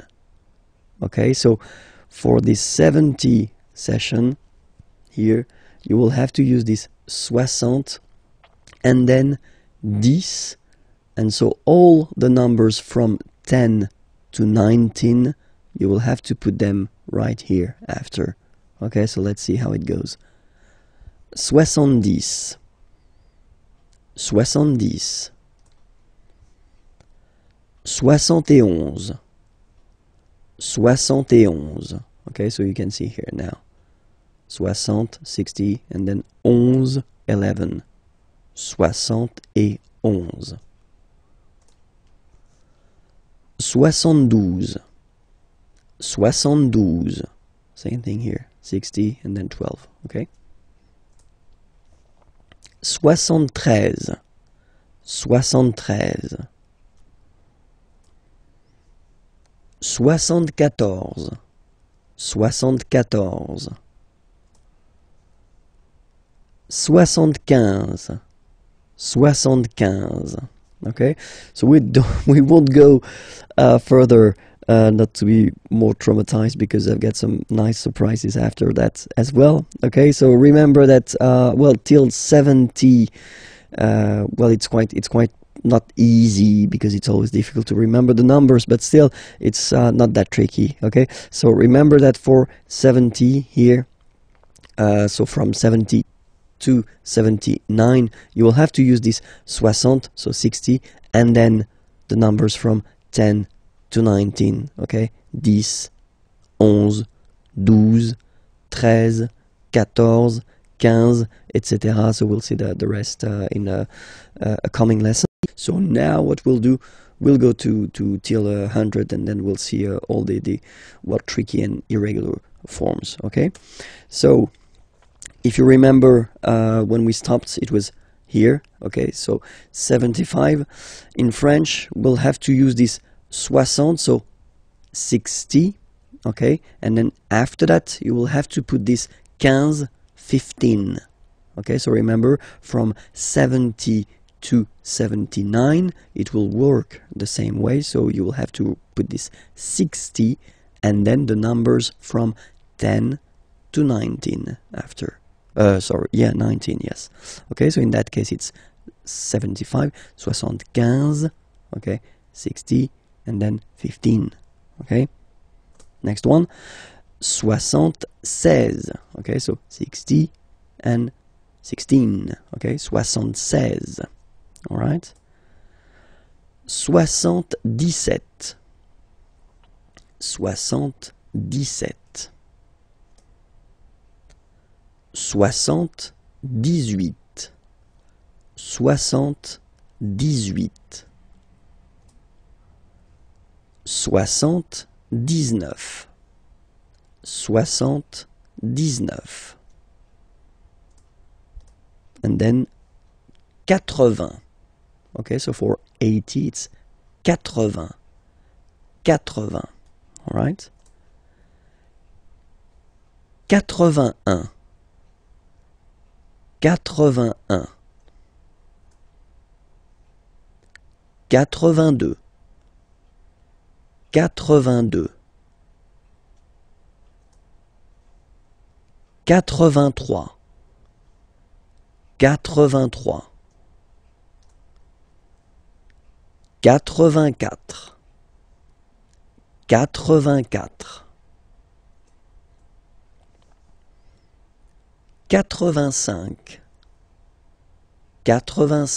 85.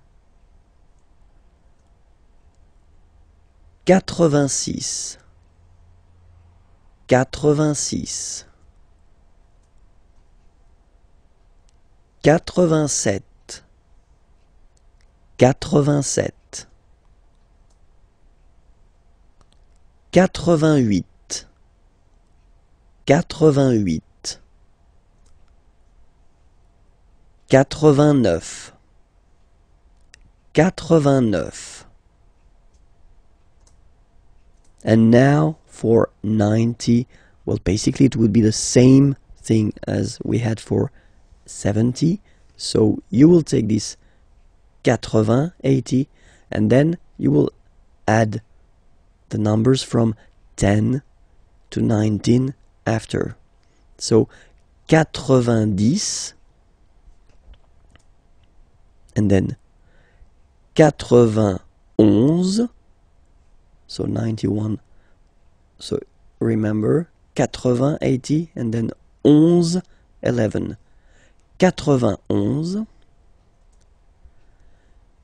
91, 92, 92,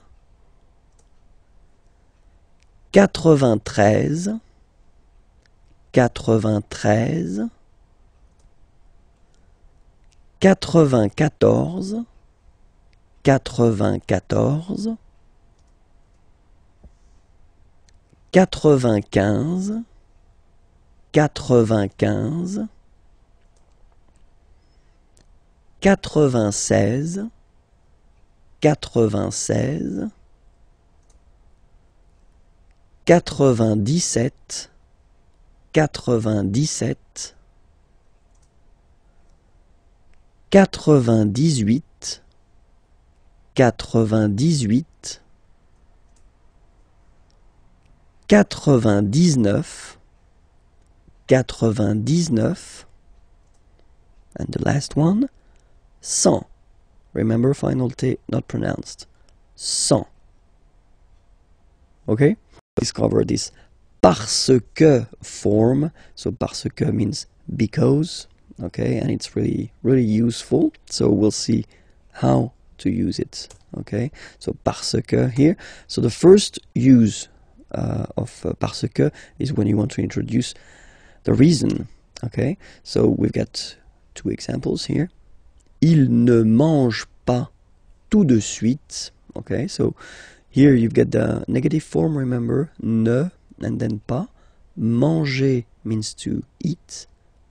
Il ne mange pas, so he doesn't eat.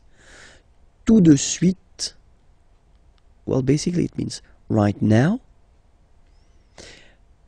Parce qu'il, okay, préfère attendre. So in that case, because he prefers to wait. Il préfère attendre. Okay? Préférer, to prefer. And then here you can see that attendre is to wait. Second verb, okay? And then you should put it like here at the infinitive form, so the basic form of the verb, okay? Il ne mange pas tout de suite parce qu'il préfère attendre. Okay? Second example. Nous allons dehors. Aller is to go, dehors, outside. Nous allons dehors, so we go outside. Parce que, so because. Nous voulons marcher. Vouloir, to want. Marcher, to walk. Nous voulons marcher, we want to walk. Okay? Nous allons dehors parce que nous voulons marcher. Okay? And then the second option to use this parce que is when you want to introduce the cause, la cause. Okay? Example here. Il prend son parapluie. Parapluie, umbrella. Prendre is to take. Il prend son, his. So he's taking his umbrella. Il prend son parapluie parce qu'il pleut. Pleuvoir, to rain. It rains, il pleut. Il prend son parapluie parce qu'il pleut. Okay? And then, second example. Il appelle le garagiste parce que sa voiture ne démarre pas. Okay? Appeler is to call.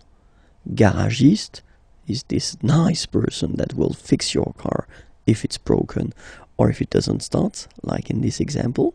Okay?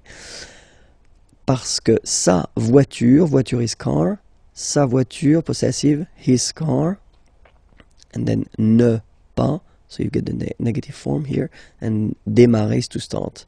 Il appelle le garagiste parce que sa voiture ne démarre pas. So because his car doesn't start. Okay? Il appelle le garagiste parce que sa voiture ne démarre pas. All right, so you can see the two main way of using this parce que. So the first one, the reason. In that case, well, it's something that refers to the person. Okay, actually, in that case, he doesn't eat because he prefers to wait, and then we go outside because we want. Okay, and then the second possibility, when you talking about la cause, in that case, something that doesn't really, it's not the results of what someone is doing, but it's raining in that case, and then the car doesn't start. It doesn't really, it's not the result of the action of someone. Okay, so that's the two main use of parce que. Then we'll work on le Moyen-Orient, the Middle East. Okay, let's start. Le Moyen-Orient. So it's interesting here because normally if you would have only this word here, you would pronounce it moyen, moyen, okay? But then as you've got this vowel after, okay, you get to make the liaison between the two, le Moyen-Orient, Moyen-Orient, okay? Let's start now. Israël, Israël, la Palestine, la Palestine, le Liban, le Liban, la Jordanie, la Jordanie. Okay, so let's repeat them one more time. Le Moyen-Orient, Israël, la Palestine, le Liban, la Jordanie. Okay, and now we'll see the nationalities. Okay, so Israel, and then I will put the masculine form here and the feminine form here. Israélien, Israélien, so masculine form and then feminine form. Israélienne, Israélienne, okay, yen, yen, okay, and then Palestinien, Palestinien, feminine form, Palestinienne, Palestinienne. Le Liban, Libanais, Libanais, Libanaise, okay, aise, Libanais, Libanaise. And then Jordanie, Jordanien, Jordanienne, okay, yen, yen, Jordanien, Jordanienne. Okay, so let's see them one more time. Israël, Israélien, Israélienne. La Palestine, Palestinien, Palestinienne. Le Liban, Libanais, Libanaise. La Jordanie, Jordanien, Jordanienne. L'Extrême-Orient, so Far East. L'Extrême-Orient, so let's discover that together. So Far East in French we'll say l'Extrême-Orient. L'Extrême-Orient. Le Japon. Le Japon. La Chine. La Chine. La Chine. L'Inde. So remember you get this nasal here form. I-N-1. L'Inde. L'Inde. Le Pakistan. Le Pakistan. Hong Kong. Hong Kong. Okay, so let's see everything one more time here. L'Extrême-Orient, le Japon, la Chine, l'Inde, le Pakistan, Hong Kong. Okay, and now for the nationalities. So each time I will put the masculine form and the feminine form. Okay? Le Japon, japonais, japonaise. Okay, so the only difference is there. Est, aise. Japonais, japonaise. La Chine, chinois.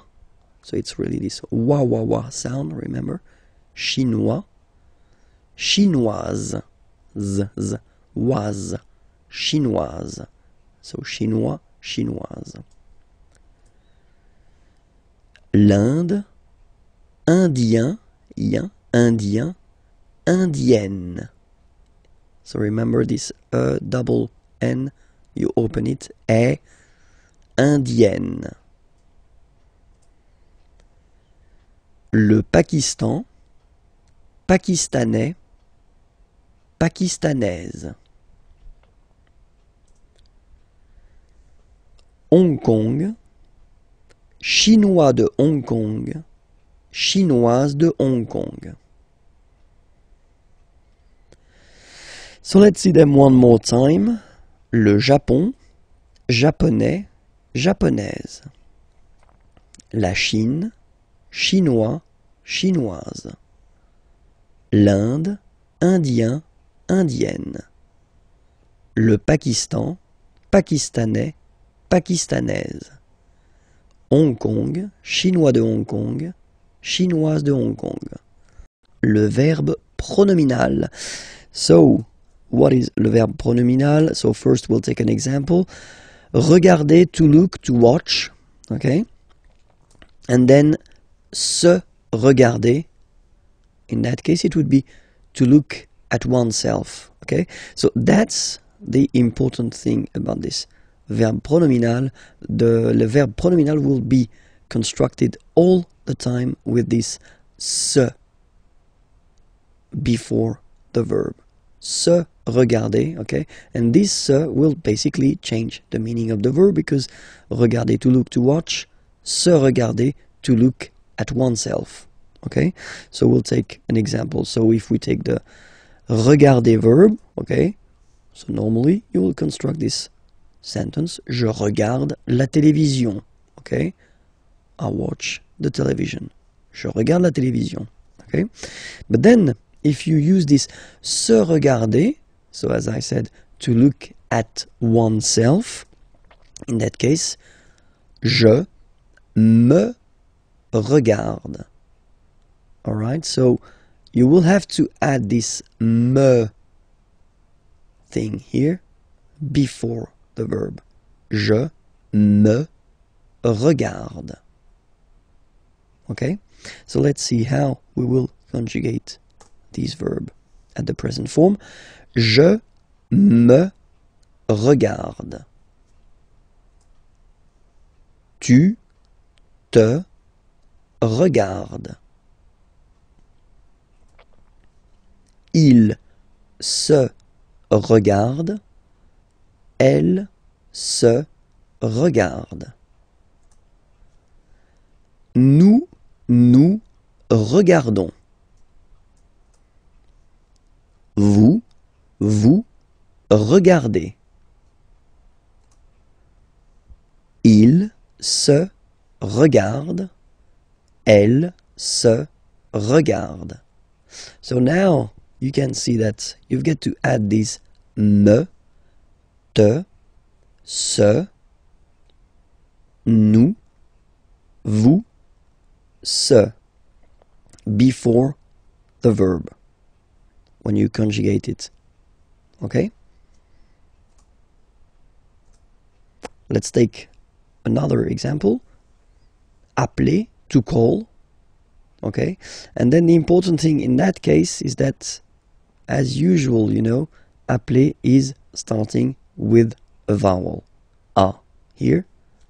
And it does mean that, as usual in French, normally we should have this se, but then e will disappear and it will look like that. S'appeler. So appeler, to call, and then s'appeler, to call oneself. Okay, so let's see how we will conjugate this verb. Je m'appelle. So same thing here, the that we had previously disappeared. Je m'appelle. So remember, that's normally the verb that you use when you introduce yourself. Like I call myself, so my name is, of course, but then in French it's like I call myself. Okay, je m'appelle. Tu t'appelles. Tu t'appelles. Il s'appelle. Elle s'appelle. Nous nous appelons. Okay, so I will make the liaison. Nous nous appelons. Vous vous appelez.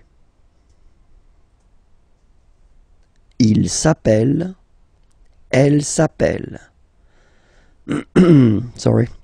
So if you look carefully here as well, so you will have to add this m, t, s, okay, and then nous, vous, s, okay. So remember, it's just because the verb is starting with a vowel.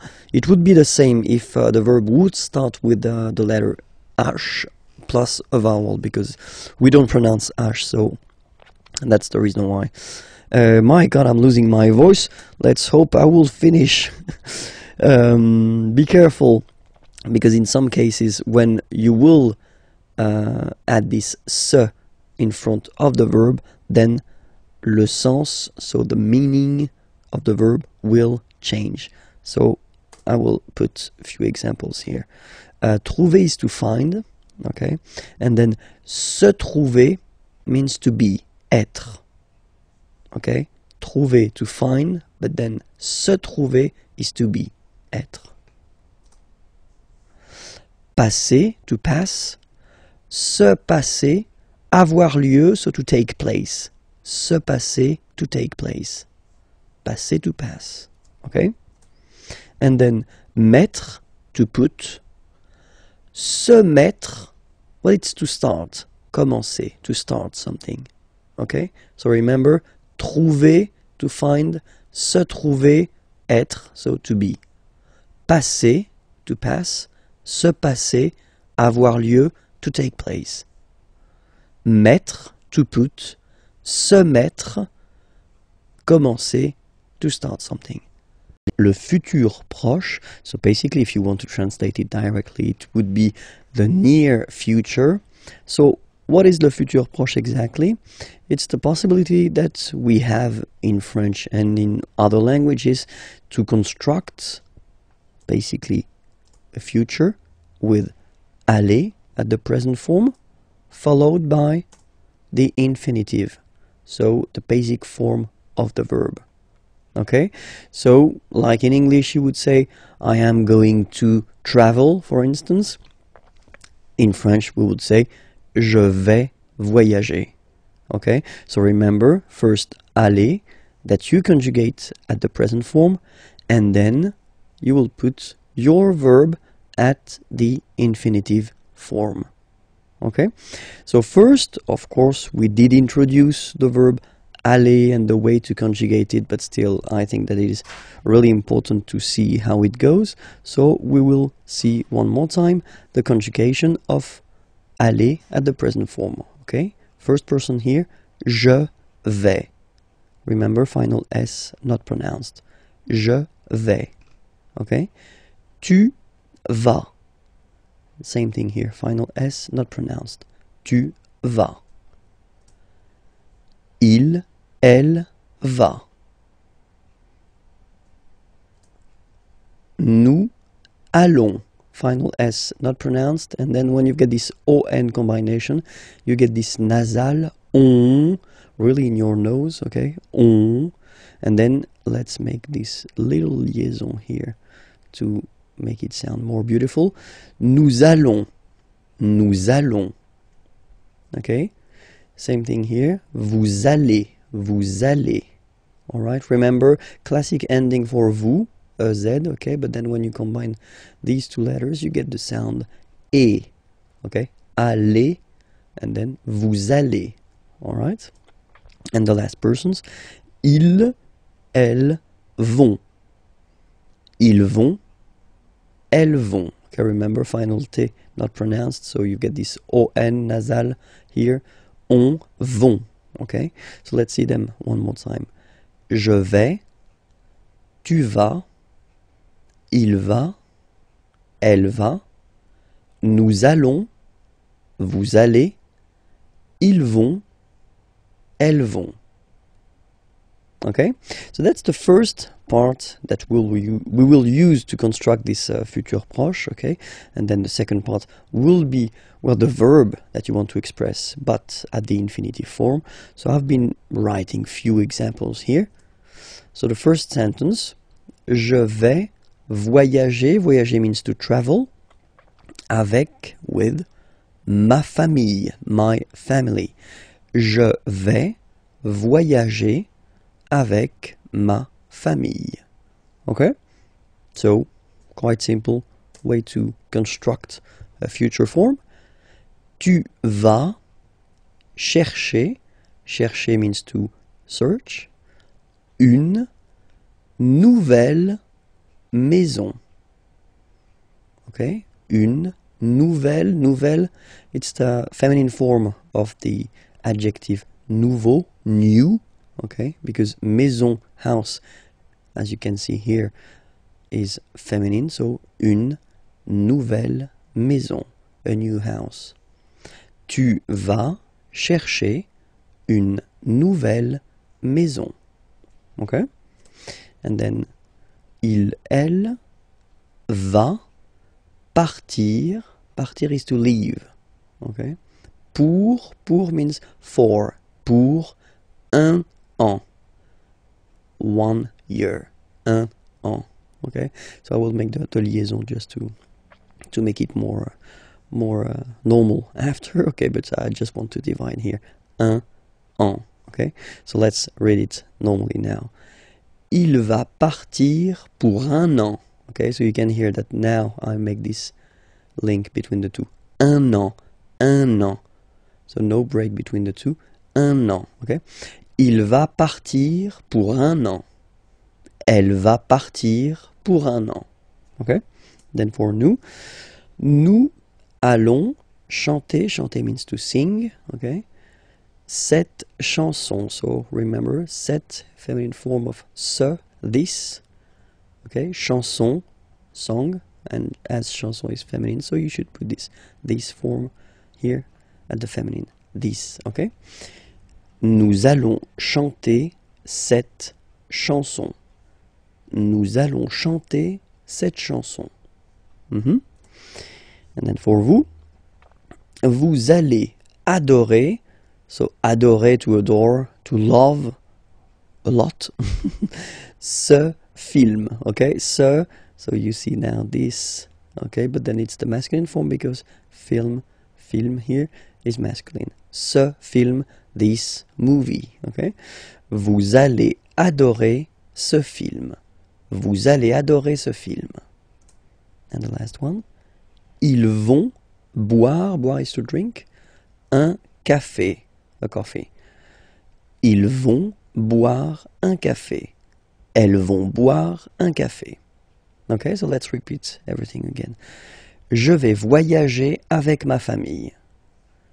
Tu vas chercher une nouvelle maison. Il va partir pour un an. Elle va partir pour un an. Nous allons chanter cette chanson. Vous allez adorer ce film. Ils vont boire un café. Elles vont boire un café. Bonjour à tous, hi everyone and welcome to Learn French with Vincent. This is Unité 4, leçon B.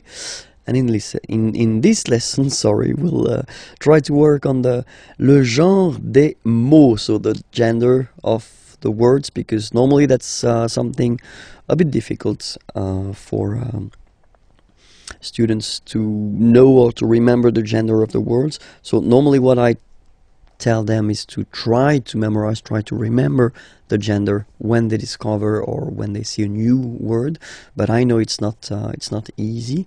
Okay, so in this lesson, we'll try to see actually a few endings that give you some useful tips, and well, we'll focus only on the feminine words, and we'll start right now.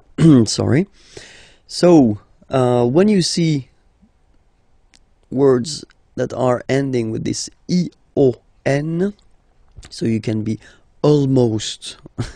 This is quite important. Never say always when you talk about French language, because you always find some exceptions. Okay, so I won't say always. I will say in most of the cases. Okay, when they end with ion. Okay, they in most of the cases they will be feminine. Okay, so for instance here, la libération, or then la nation. Okay. Other ending is t. So when a word is finishing or ending with t, like that, la rapidité. Rapidité means speed, and then la santé, health. Okay. In this case, you can be almost sure that these words will be feminine. Okay. When they're ending with ure, ur. Okay. La peinture, paint. La voiture, car. Okay, so they are feminine. And then when they're ending with s, like that, sse.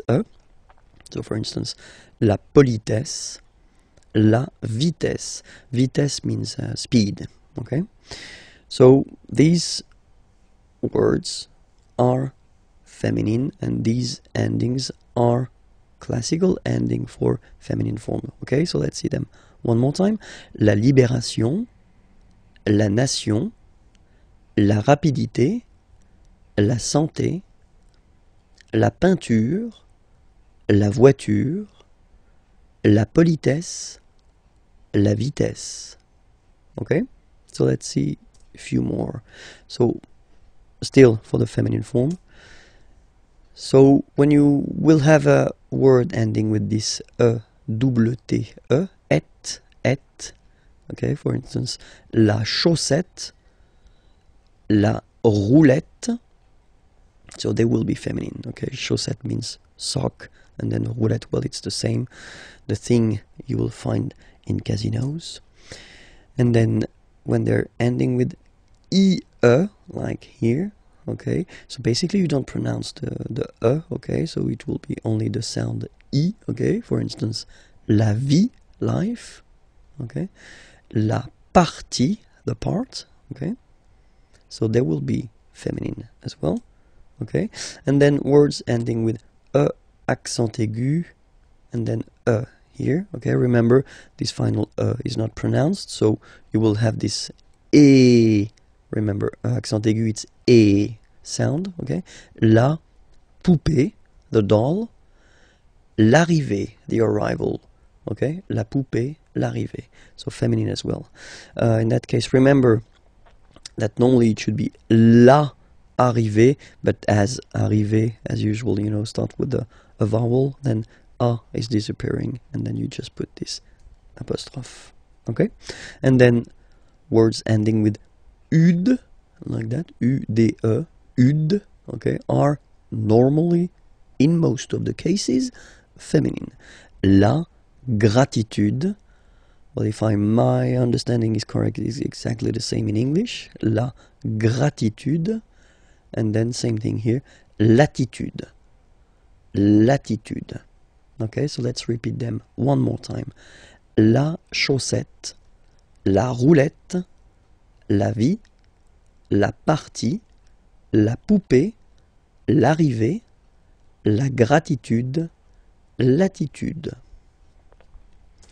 Okay, I know it's not the key, it's not the magic key that will help you forever and that will give you all the time the correct gender of the words, but still you've got some tips now. Okay, it was leçon B. Okay, remember that I've been doing many lessons, so they can be found there on youtube.com/imagier. Okay, and then the website is here, imagier.net. You can find more material there. Have a nice day. Bye bye. L'article partitif.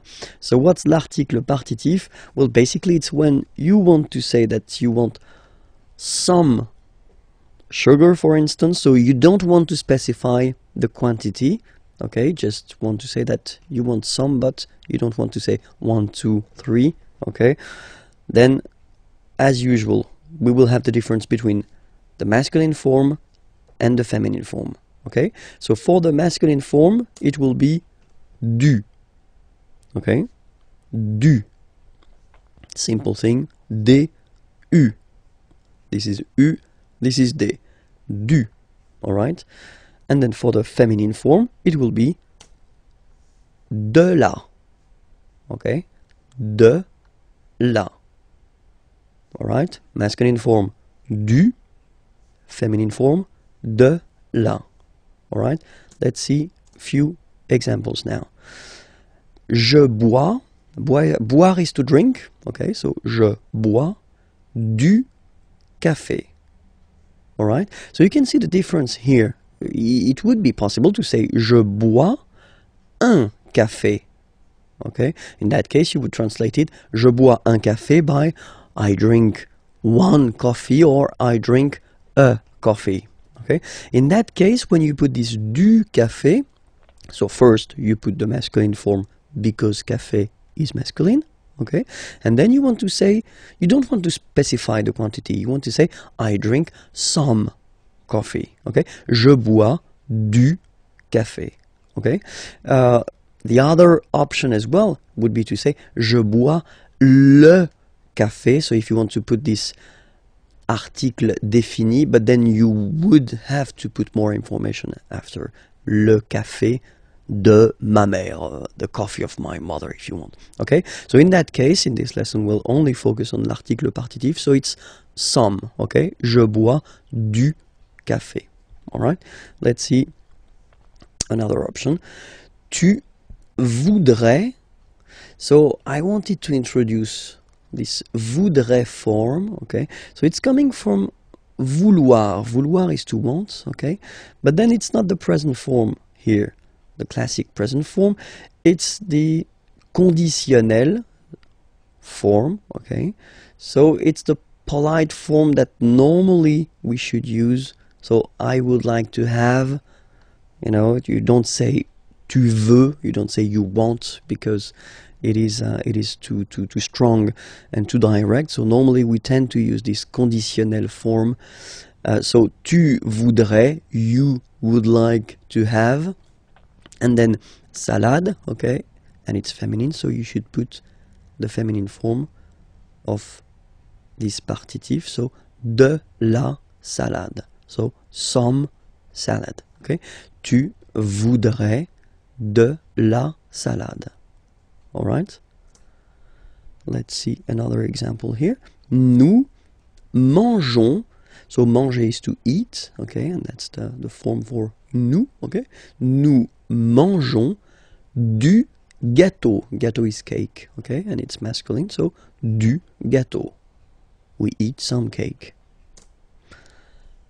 Vous voulez, okay, so vouloir again, all right, to want, okay, but here it's the present form, okay. Do you want? Vous voulez du fromage, cheese, du fromage, so some cheese. And it's a question. Vous voulez du fromage? Okay, and the last example here. So I've been putting this il y a, we'll see that a bit later in this unit, but it will come. Il y a means there is, okay? Il y a, there is, okay? Il y a de la neige. Neige is snow, okay? Par terre, on the ground, par terre. So there is snow on the ground. Il y a de la neige par terre. Okay, so let's repeat all these sentences. The first one, je bois du café. Second one, tu voudrais de la salade. Nous mangeons du gâteau. Vous voulez du fromage? It's a question, so I've been insisting a little bit too much maybe. Let's do it one more time. Vous voulez du fromage? And the last one, Il y a de la neige par terre. Pourquoi? Why? Pourquoi? Why? Okay? So, if you ask a question with pourquoi? Why? Normally, the answer that you will have will start with whether parce que, because, okay? Or then pour plus one verb at the infinitive form, so the basic form, okay? So whether parce que, and then you just start a sentence, or then pour plus a verb at the infinitive form, okay? Let's see now some examples. First question, pourquoi es-tu ici? Pourquoi es-tu ici? Okay? Ici means here.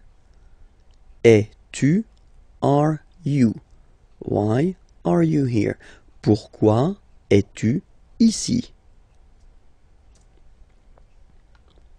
So the first answer, parce que, so because, je suis invité, I am invited, by Nicolas, because I am invited by Nicolas. Parce que je suis invité par Nicolas. Okay, so normally when you start with the parce que, so you want to express the reason why, okay? Parce que je suis invité par Nicolas. Alright? And then, other option would be pour passer la soirée. So in that case, passer should be translated like spend, okay? Pour, to spend, pour passer la soirée, the evening, avec, with, vous, you. Pour passer la soirée avec vous, to spend the evening with you. And in that case, when you will start your answer with pour, okay, so you will express what will you will do after that, okay? Pour passer la soirée avec vous, okay? And in that case, parce que, you want to introduce the reason why, okay? So that's the way we will construct answers when you will ask a question with pourquoi, okay? Où est le cube? Where is the cube? Où est le cube? Okay, so let's see that together. So here, first situation, here, okay, so this is le cube and this is le cylindre, okay, so just to make it clear, because that's the things we'll use to introduce, well, the prepositions. Le cube est sur le cylindre. So you can see it's on, okay, so sur le cylindre, okay, and there is contact here, okay, it's quite important. Second option, same thing, but it's basically under here. Le cube est sous le cylindre, okay, le cube est sous le cylindre. Don't pronounce the final S, and then this OU combination of vowels is pronounced OU, okay? Sous, sous. Le cube est sous le cylindre. Alright? Then, here, no contact, and that's really important, okay? Le cube est au-dessus du cylindre. So let's repeat it. Le cube est au-dessus, final S not pronounced here, au-dessus du cylindre. Okay? Then, same situation, sorry, but then the opposite, so it's here and no contact here. You can see no contact. Le cube est au-dessous du cylindre. Okay? Au-dessous, final S not pronounced, du cylindre. Le cube est au-dessous du cylindre. Alright? So here, I've been putting the plural form because we've got two here. Les cubes sont à côté du cylindre. So next to, okay? Les cubes sont à côté du cylindre. Le cube est à gauche du cylindre. Okay, gauche, left. On the left of le cylindre. Le cube est à gauche du cylindre. Okay, then the next one.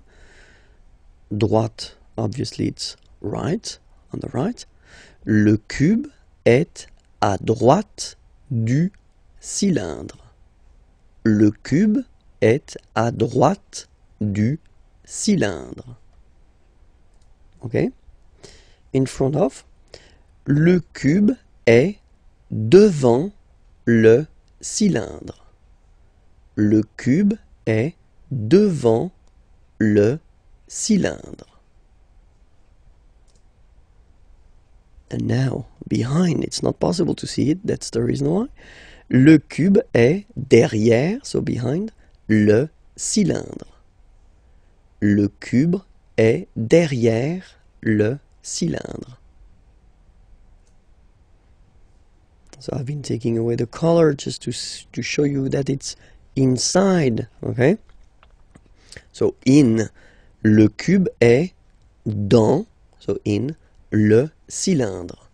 Le cube est dans le cylindre.